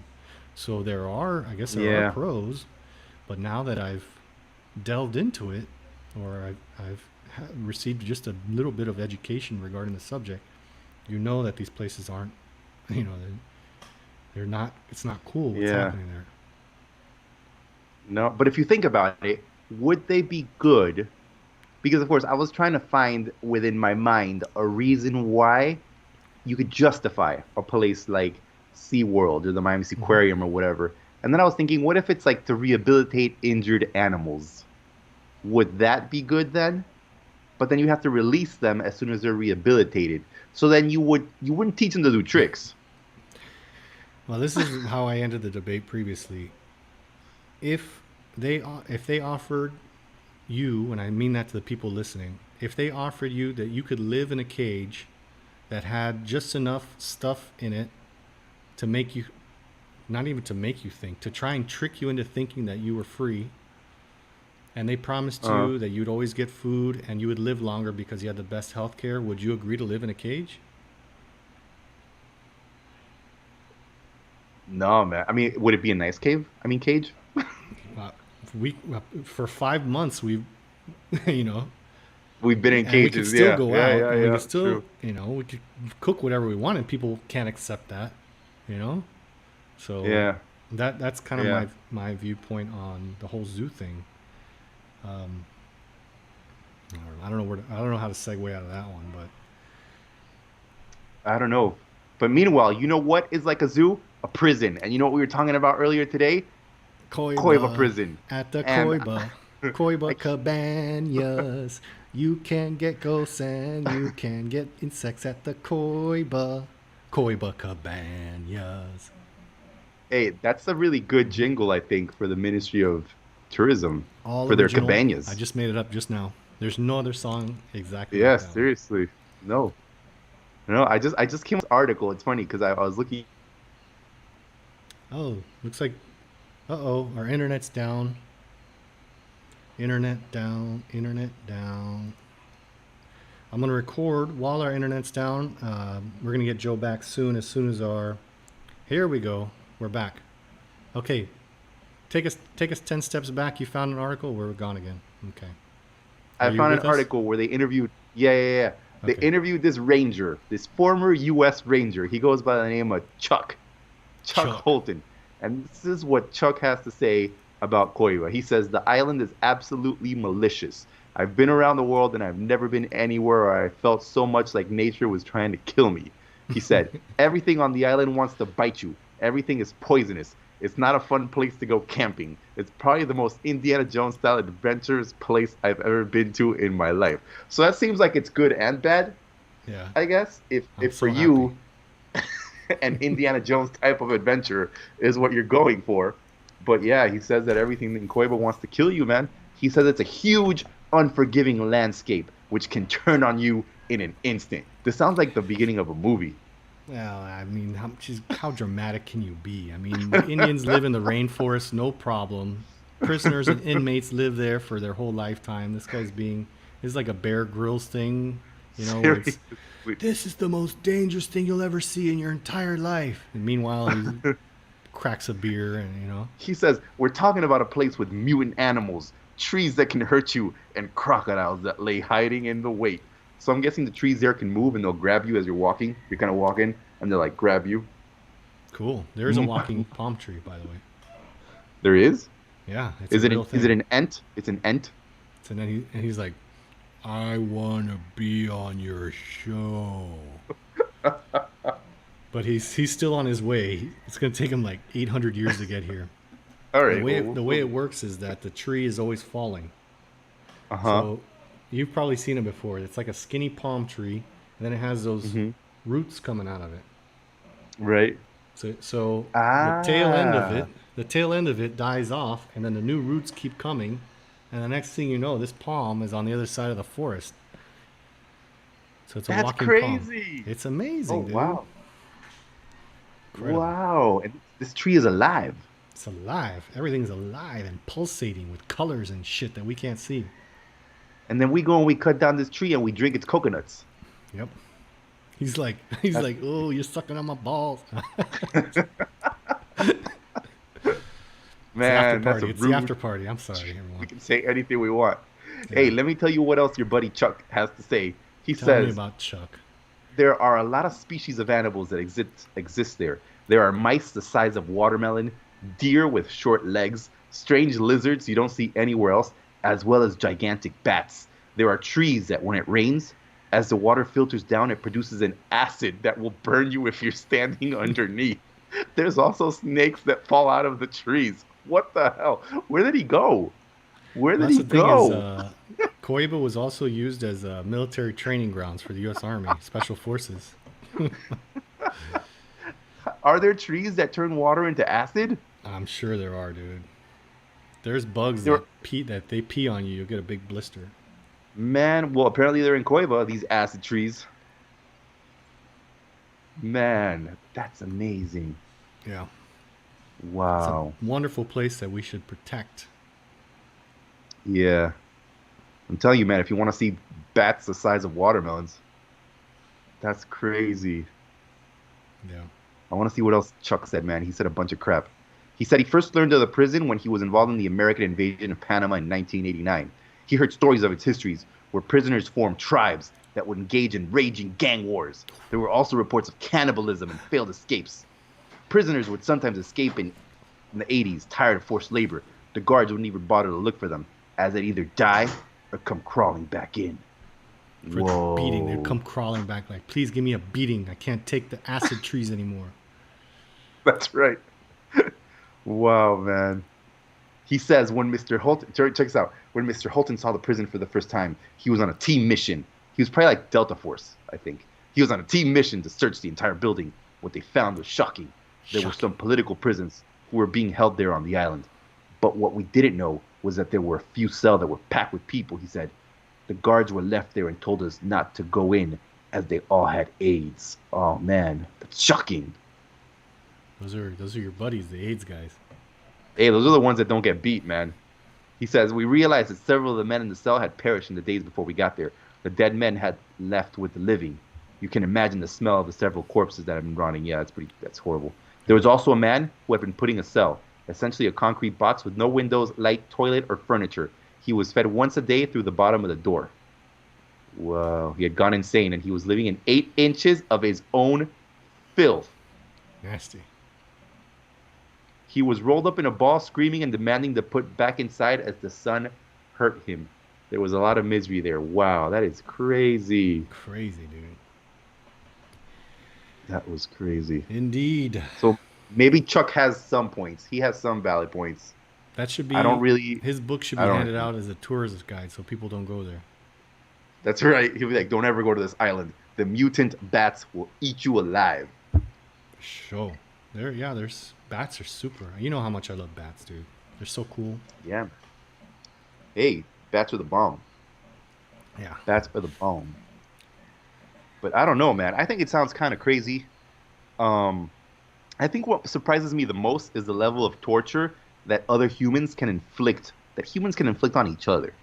You know? Like, how can you leave someone, and you see this a lot today, in today's day and age, even now, when you think we've come so far with regards to what we know about human rights and how everyone is signed up to supposedly support human rights and everything. How can you leave someone locked up in a room, well, just to take the example he just said, and let them live in their own filth? I don't know, man. We've really taken a back seat on our fellow humans. We talk constantly about mental health, you know. So I think part of the problem that we have now is that we don't realize that people act a certain way because I don't think it's because they're evil or mean or something. I think they have mental health problems. The ones that are inflicting the torture, yeah. I mean, they have to have. Have you read that? It was like a college. There was one where it was a college experiment, and they set this thing up where you go in and on this booth and you were in control of the experiment, and they took your friend and put him in a chair behind glass, and they said if you press this button, it'll shock the person in that room when you ask them the questions, and when they get it wrong, you shock them. And so they told them some fake story about what the experiment was. The real experiment was how far people would go in hurting each other, you know. So they told the person in the chair, you know, when you see this light go up, pretend like you're getting electrocuted. So the people didn't even question it. They would be shocking the shit out of people, no problem. They would just bzz, bzz, bzz, they're like bzz, bzz, bzz, shocking the shit out of their friends for the purpose of science. They didn't question nothing. It was as soon as they did that experiment, the people who started it were completely baffled by the results. It's like if someone tells us, if an authority figure tells us to shock someone, according to the results of this experiment, we'll do it without questioning it. I'm going to say, no, I'm not going to do this experiment. Oh, okay. Yeah. I just press this button. I ask the question. Bzz, bzz, bzz, shocking the shit out of people. We're very, the humans. Stay away from COIBA. Wow. Yeah. If not, we're gonna shock you. Yeah. That's so insane, and it just makes me kind of think about how, you know, because even in today in the prisons, you see people that are being put. I mean, you see the images of inside La Joyita, right? And you see that there's maybe 30, 40 guys crammed into a cell, which is meant to maybe house 10. Yeah. You know, and they're still in there in these putrid conditions. And, you know, and it doesn't help either that people don't take care of their surroundings. Because, I mean, if you're putting me in a cell with 40 other guys, you would think that we'd all be like, guys, let's keep this area as clean as we can. Not be like, hey, I'm going to go take a dump in the corner. That's my dump corner. Yeah. That's where I dump. Don't touch even my if dumps. It's yeah, even if it's going to impact lady dumps. Sorry. Even if it's going to impact 39 of the other people in there, and then potentially bring about disease and all other sorts of disgusting things. That's what we're doing to our planet. We're just pooping everywhere. Yeah, we're taking dumps, and we don't care. We're like, that's my dump corner. I don't care if it affects you. I think. And you're like, come on. In the 50s, the logo, the actual mantra was, the solution to pollution is dilution. Like when you had some substance, you know, this is the beginning of the chemical era, you know, plastics and pharmaceuticals and laboratory inventions and stuff like that. So when they had these substances they didn't know what to do with, fuck it, just dump it in the ocean. The solution to pollution is dilution. Dilute everything until it's not toxic for us anymore. Oh my God. When I first read that, my heart skipped a beat, you know. That's kind of the way we think. Let's just put it over there. Yeah. I'll put it over there. Yeah, it's not gonna hurt me. That's crazy, man. Hey, listen, let me tell you some more stories from Chuck, dude. He says the scariest thing on the... Yo, Chuck, man, this guy's a boss. I can't wait for him to write a book. He says, the scariest thing on the island now is that the prisoners had some livestock. When the prison closed in 2004 and took prisoners away, much of the livestock wandered off and turned feral. Several times we went to settle down for the night in our camp and heard bulldozer-like sounds as mutant animals ran past. This guy should write science fiction, man. Mutant animals. Mutant trees and mutant animals. Yeah, really, man. Wow. I like it. I love it. Dude, build it up, Chuck. Build it up. Yeah, look, he says, there are scary lizards that hang out on the bank of the river. When they get startled, they run across the water so fast, explosively, so you don't notice them there until you get close, and they decide it's time to run away. It's heart attack after heart attack. And this guy's a ranger. He's a ranger, man. Yeah. He says, oh, check it out, about the scarlet macaw. There's a large flock of scarlet macaw here. They are the most beautiful things we've ever seen. But we found out the hard way that at night they roost in the trees and if they get startled, they call out like with a sound like a pterodactyl that's going to eat you. Was he alive in the times of the pterodactyls? Yeah, how would he know? Does he? This guy watched too much Jurassic World, man. Oh my gosh, Chuck, man. I don't know if I'd want to be on Chuck's team. He seems like he scares easily. Yeah, Chuck doesn't sound like someone I want to share a foxhole with. No way, man. You're like, okay, man, we gotta go sleep for the night. And then he's, oh my God, mutant trees. Yeah, mutant trees. Oh, the acid. Ugh. Again, Chuck, God damn it. What did I tell you about the mutants? There's no such thing as mutants. Oh gosh, man, this is Mutant incredible, ants. man. Wow. I think Chuck, a little cray cray. Yeah, man.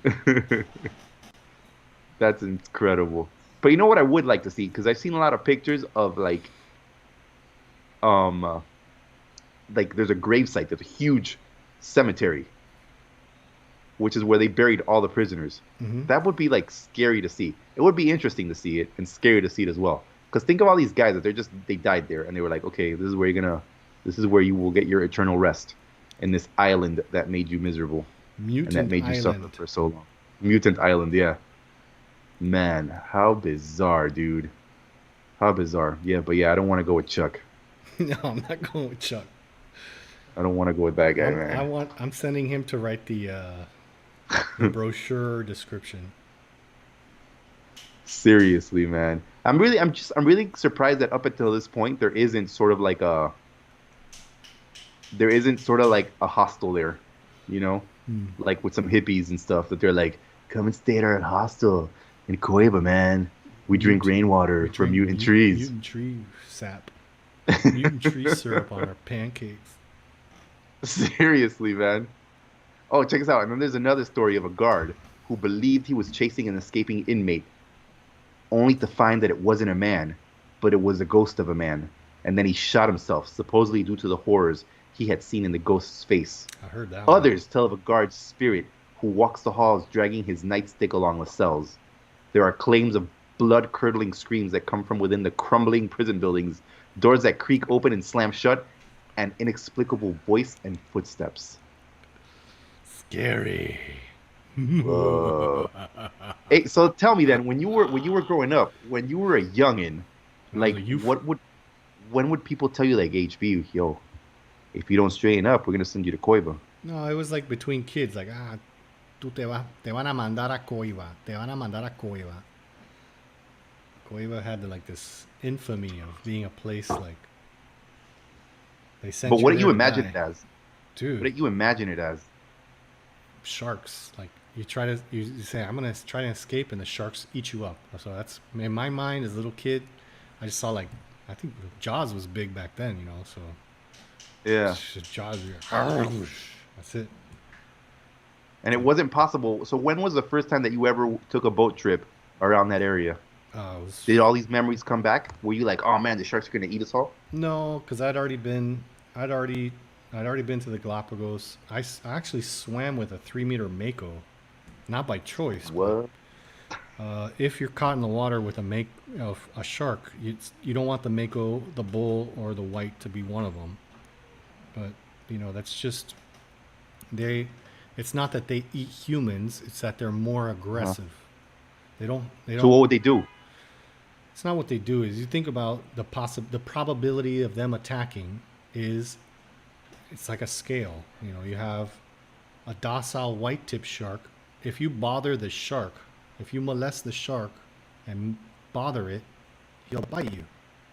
Yeah. He's not that aggressive. So you go up on the scale of shark species, and the more aggressive they are, the more they might find you as a threat or as something to take a bite out of. Not because, like, Jaws just makes it like, oh, these animals have a thirst for human blood. You know. I'll tell you what I was more scared of was the 900-pound sea lions, the males, because they're mammals. They're territorial, so they have a reason or an instinct to attack anything that they consider a threat to their territory. So if I'm swimming around and I'm playing around with their females. They would have beaches, and on the whole beach would be thousands of female sea lions, and in this section to this section was one male's, and in this section to this section was another male's, and they were all in one line. I couldn't tell the difference, but I guarantee you that which one this was a male and which one was a female? No, the males knew where the territory ended and began. Right. So I'm more afraid of a 900-pound sea lion than I am of a shark, because a sea lion thinks he's protecting his territory, whereas a shark is just swimming around. And he's like, hey, guess what? It's time to eat. I'm hungry. There's some fish. I'm hungry. I'm gonna eat some fish. Oh, I see some white ass. It might be a fish. Ugh, no, it's a human. Blech. Yeah. I can see that, because you're right. Jaws did make it seem. I remember there was one scene from Jaws that stayed with me forever and made me afraid of swimming pools for like several years. And I think it was because Jaws came through. You know the white. Usually swimming pools at the bottom have like this little rejita blanca, which is at the bottom on the deep end, which serves some sort of purpose for cleaning or whatever. Mm-hmm. Somehow Jaws made his way through that rejita. Oh, yeah. That was like it's impossible. It's impossible though, because sharks can't fit through there, and sharks can't swim in pool water. No. Man, the amount of chemicals that are in there. Hey, but Jaws came through there and he killed some people. And I was afraid of that rejita. And every time I would go swimming in a pool, I always had to like keep an eye out on the rejita, you're like, just in case Jaws came out. I was like, I see you, Jaws, trying to come out there and eat me. You never read It? I'm not gonna have it. No, I never read It. I know Kelly read it, and it made her like, it scared the crap out of her. Because the bathroom scene, dude. Yeah. To this day, I still, every time I'm in the shower, I look at the drain like, God, I'm 44 freaking years old. I read that book in junior high. And to this day, I still look at the drain in a shower. And I think a goddamn clown's going to pop out of it. Like, hey, me. Wanna play? It's nice down here. You're like, okay. Float. Let's go. No, but I hear about man, I saw a video about walruses. I was watching something about walruses, man. And when those things fight, they really go at it. Yes. And then there was like this explorer who was trying to make his way. We flapped them around. Did you see that? No. When they fight each other, or when sea lions or walrus fight each other, those guys, they grab onto you, and then they just flap you until you're like, kind of like what Hulk did to Loki in the Avengers. Yes. That's what they do. You're dead. Yes. Or you're severely maimed. So I can't imagine. I think I would be totally scared, I think, as well, of sea lions or walruses. Because you're right, man. They would just be like, I'm gonna eat you because you're trying to get up in my space. You're trying to get my women. And then they bark at you, and they're like, well, the big mistake that we made is that they bark at you and they go, roar, roar, roar, and we figured out how to mimic that sound in our snorkels, right? Very unwise thing to do, Yeah. So we would scare each other. We were all swimming in groups and pairs, doing the buddy system. And we would bark into our snorkels to try and scare each other. But guess what? The boy who cried wolf. I heard it, and I was like, oh, that's just whatchamaface trying to scare me. Then I turned around, I'm face to face with a giant sea lion. Man, I must be a pretty ugly motherfucker, because we looked at each other like this, and then we both went like this. I never saw him again, and I freaked out. So as close as I am to my microphone, that's how close I was to a ginormous sea lion. That must be so bizarre if you're underwater and you see this big animal just show up out of nowhere. Because underwater, you know that you're not going to win a battle. Like, if you got to fight, you're not going to win.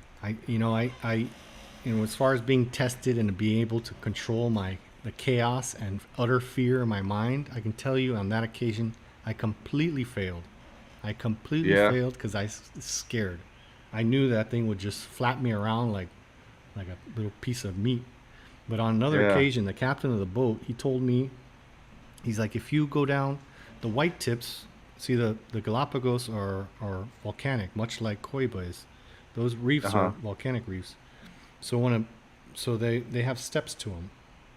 So every time there's an eruption, it creates like a step system. So there's steps everywhere, or ledges everywhere, right? So the white tip reef sharks, which are plentiful in COIBA, they're not very aggressive at all. Like when you do the shark dive in the Bahamas, it's usually with the white tips. And then so what they do is they sit on the ledges and they respirate. They move their gills, and because we always learned, you know, a shark has to keep moving or he suffocates, right? You ever heard that? Yeah, exactly. Yeah, it's not true. Yeah. So they sit on the ledge and they just move their gills and they respirate water. They're moving water and they're collecting oxygen. So the captain of the boat, and we were at sea for, I think it was like 2 weeks. Very cool excursion. He tells me, if you go down, you can grab the tail of the white tips and they'll take you for a ride. Stupid 18-year-old that I was. You're like, yeah, let's do it. I was like, let's do it. I had my snorkel on. Go down, go down, go down, go down. I find a ledge. There's two. They're about 6 feet tall, so they're but very thin. Probably this big around, but 6 feet long with fins and everything. And I go. There's two of them respirating on the ledge, and I go to touch the first one, and they both take off. They're like, yeah, screw this guy. I'm out of here. So very gently they start swimming. So awkward human, fish out of water, so to speak. You know. Ape in water. I'm swimming after him. I have my flippers on, and I go to touch him, and this time I touched his tail fin, and I touched it, and I felt that little sandpaper feeling, you know, the shark skin. I touched it, and he goes down again. I keep going down. I keep going down. I keep going down. I'm about to grab him again, and I swear he went like this. He goes. He looked at me. He looked at me like, ¿Y tú qué? He went like this.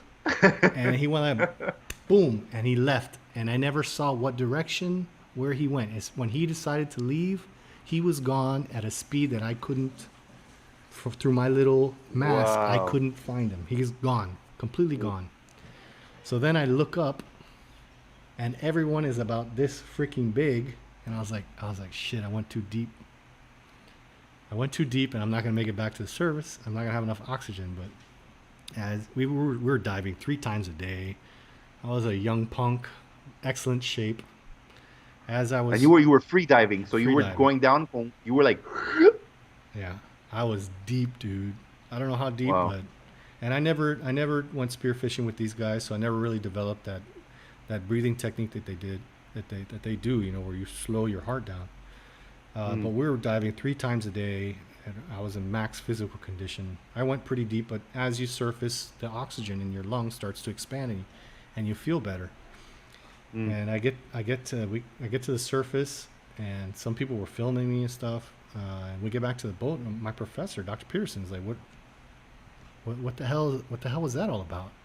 I was like, "Oh, the captain of the boat told me that if you grab their tail, you go for a ride." He's like, "HP, you're one of my brightest students. What happens if you bother a shark?" I was like, "It bites you. The shark will. If it's like super common sense that what I did was completely retarded, stupid."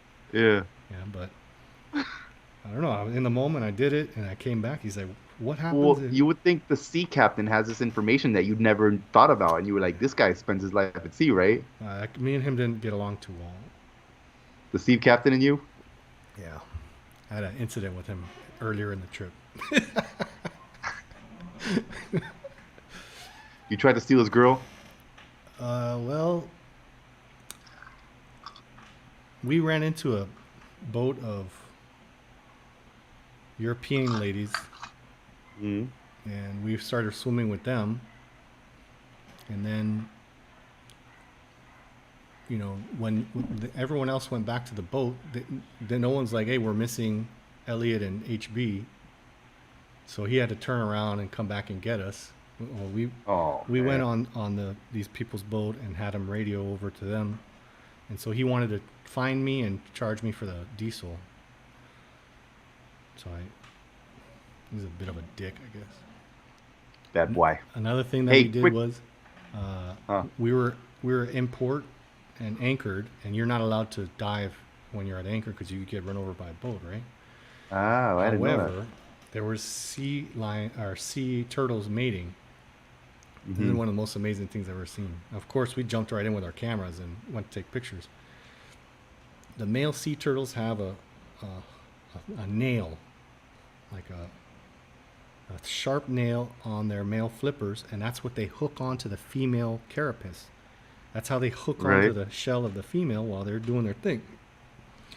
So Yeah. if you think Yeah. you've ever been cock blocked, you've never been cock blocked. While one male is trying to get his thing on and spread his DNA, all the other males are Yeah. swimming in a circle around him and hitting him, trying to knock him off so that they can get on. So No So way. we're underwater with our little underwater cameras and snorkels, and there's diesel fuel. There is stink. It's awful. But this is something that the chances of you seeing this, not too high. So we jumped in as like, screw it, we're going. And so we're sitting there. Well, we kept our distance because these things are coming in fast to try and knock this guy's. He's attached at 3 points, 1, 2, and in the back going at it.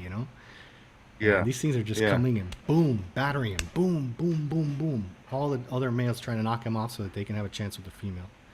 And we took pictures of it. I don't know how far away it was, but we were pretty close. And so we broke the law there. Why don't they just go find their own? They should go find their own turtle girls. When inspiration hits in Animal Kingdom, screw the boats, man. I'm getting it on right now. Yeah. So Wow, that's crazy, man. Hey, question for you, because Chechi told me that sometimes when he writes stuff when we're on I don't Facebook, see we it. don't get it. So I don't know. I can't see when people write stuff. So I don't know if anybody has written anything. let me see if there's another it's way like to radio check, silence. because I don't have any comments on the Facebook. I would really love for some audience interaction. Us thespians, we thrive know. on that. Just that they're enjoying the stories, man. That they're enjoying our stories about Captain Chuck. Okay, I see. An old man told me he was jailed there when he was young, and they put them to work. That's from Sean Teal. What's up, Sean? Thanks for joining us. Yo, That was that was 1 hour Yo. ago. that was an hour ago. This the Facebook interface isn't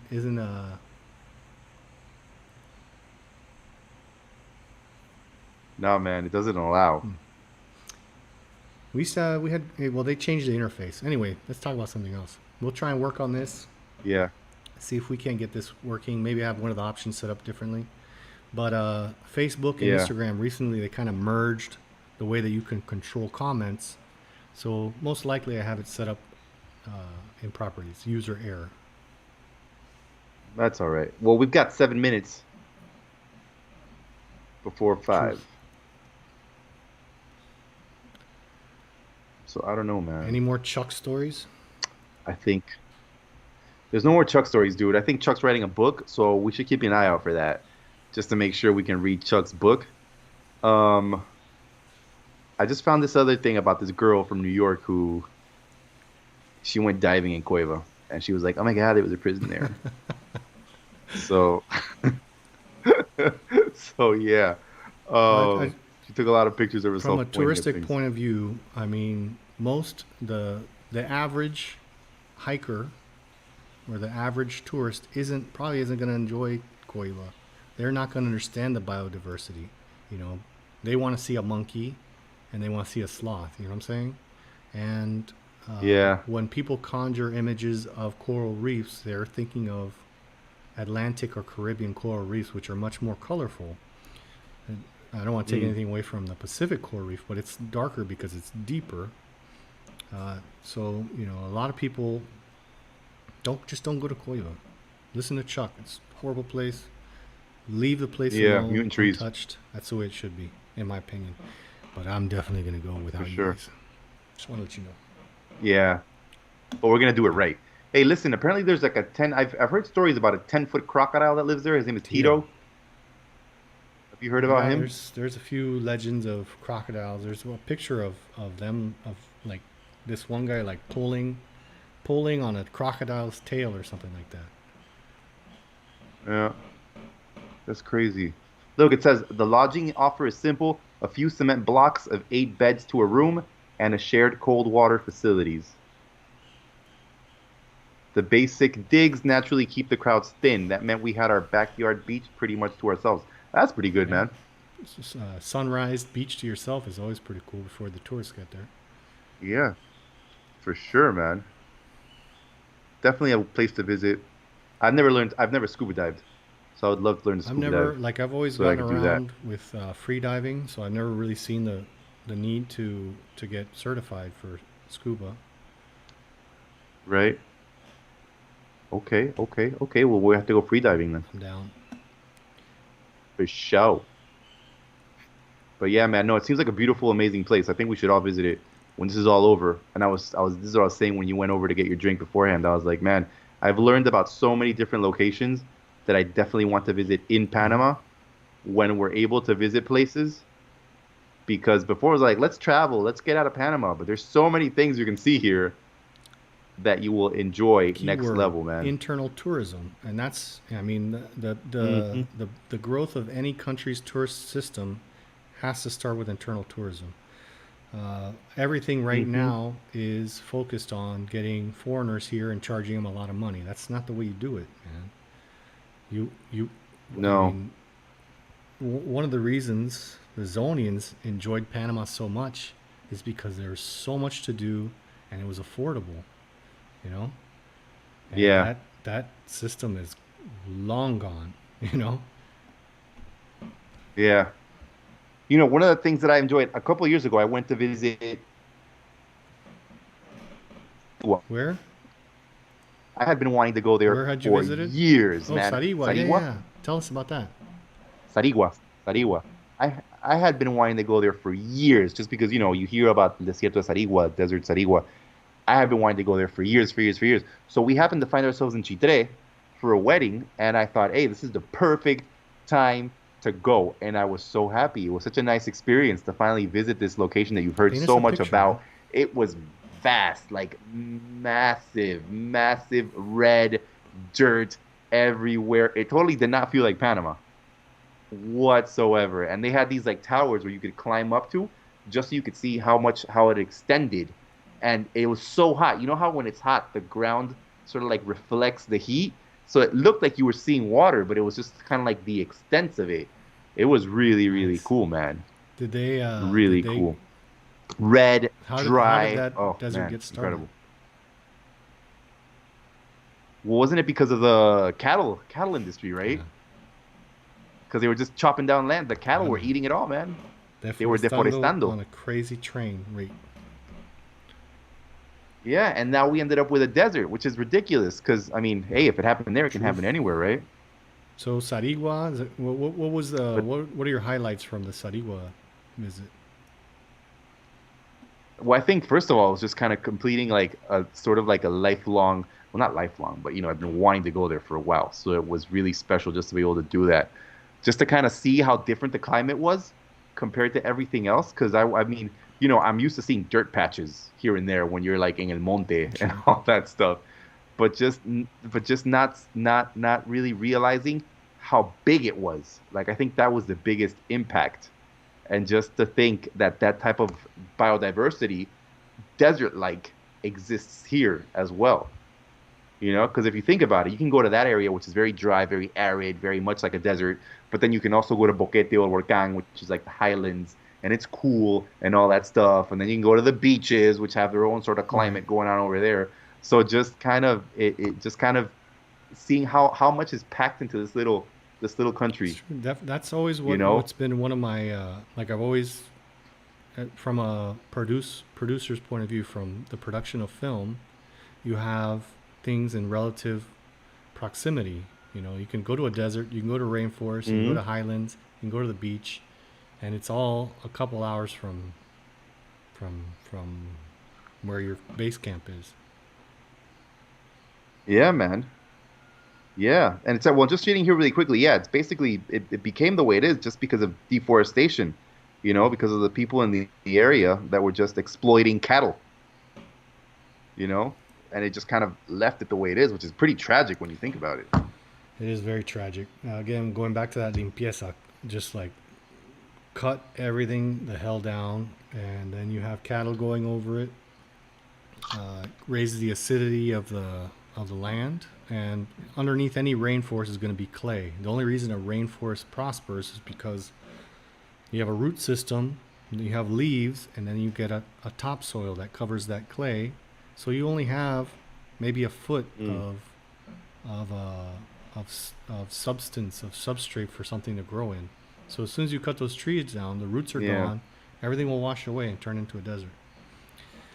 Lessons to be learned. Most definitely, man. Most definitely.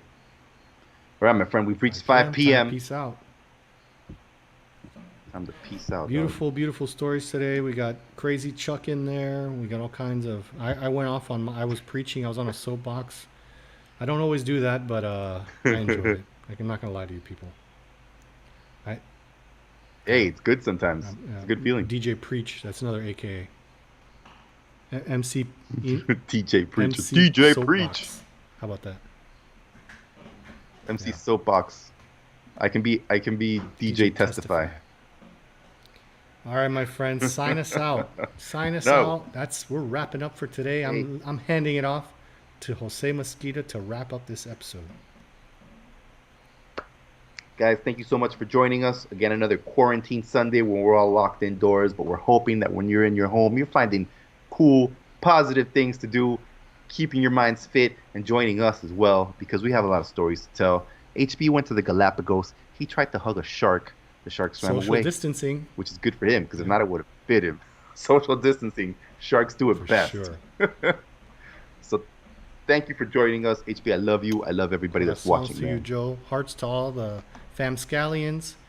Join us again next week at 3 p.m. We're thinking about doing something about teaching.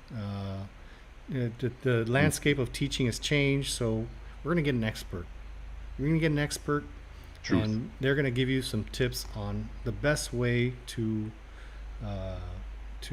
try and conform yourself to what we're facing today with all this online teaching and Zoom teaching and different classrooms. So make sure you tune in next week. We're going to have fun.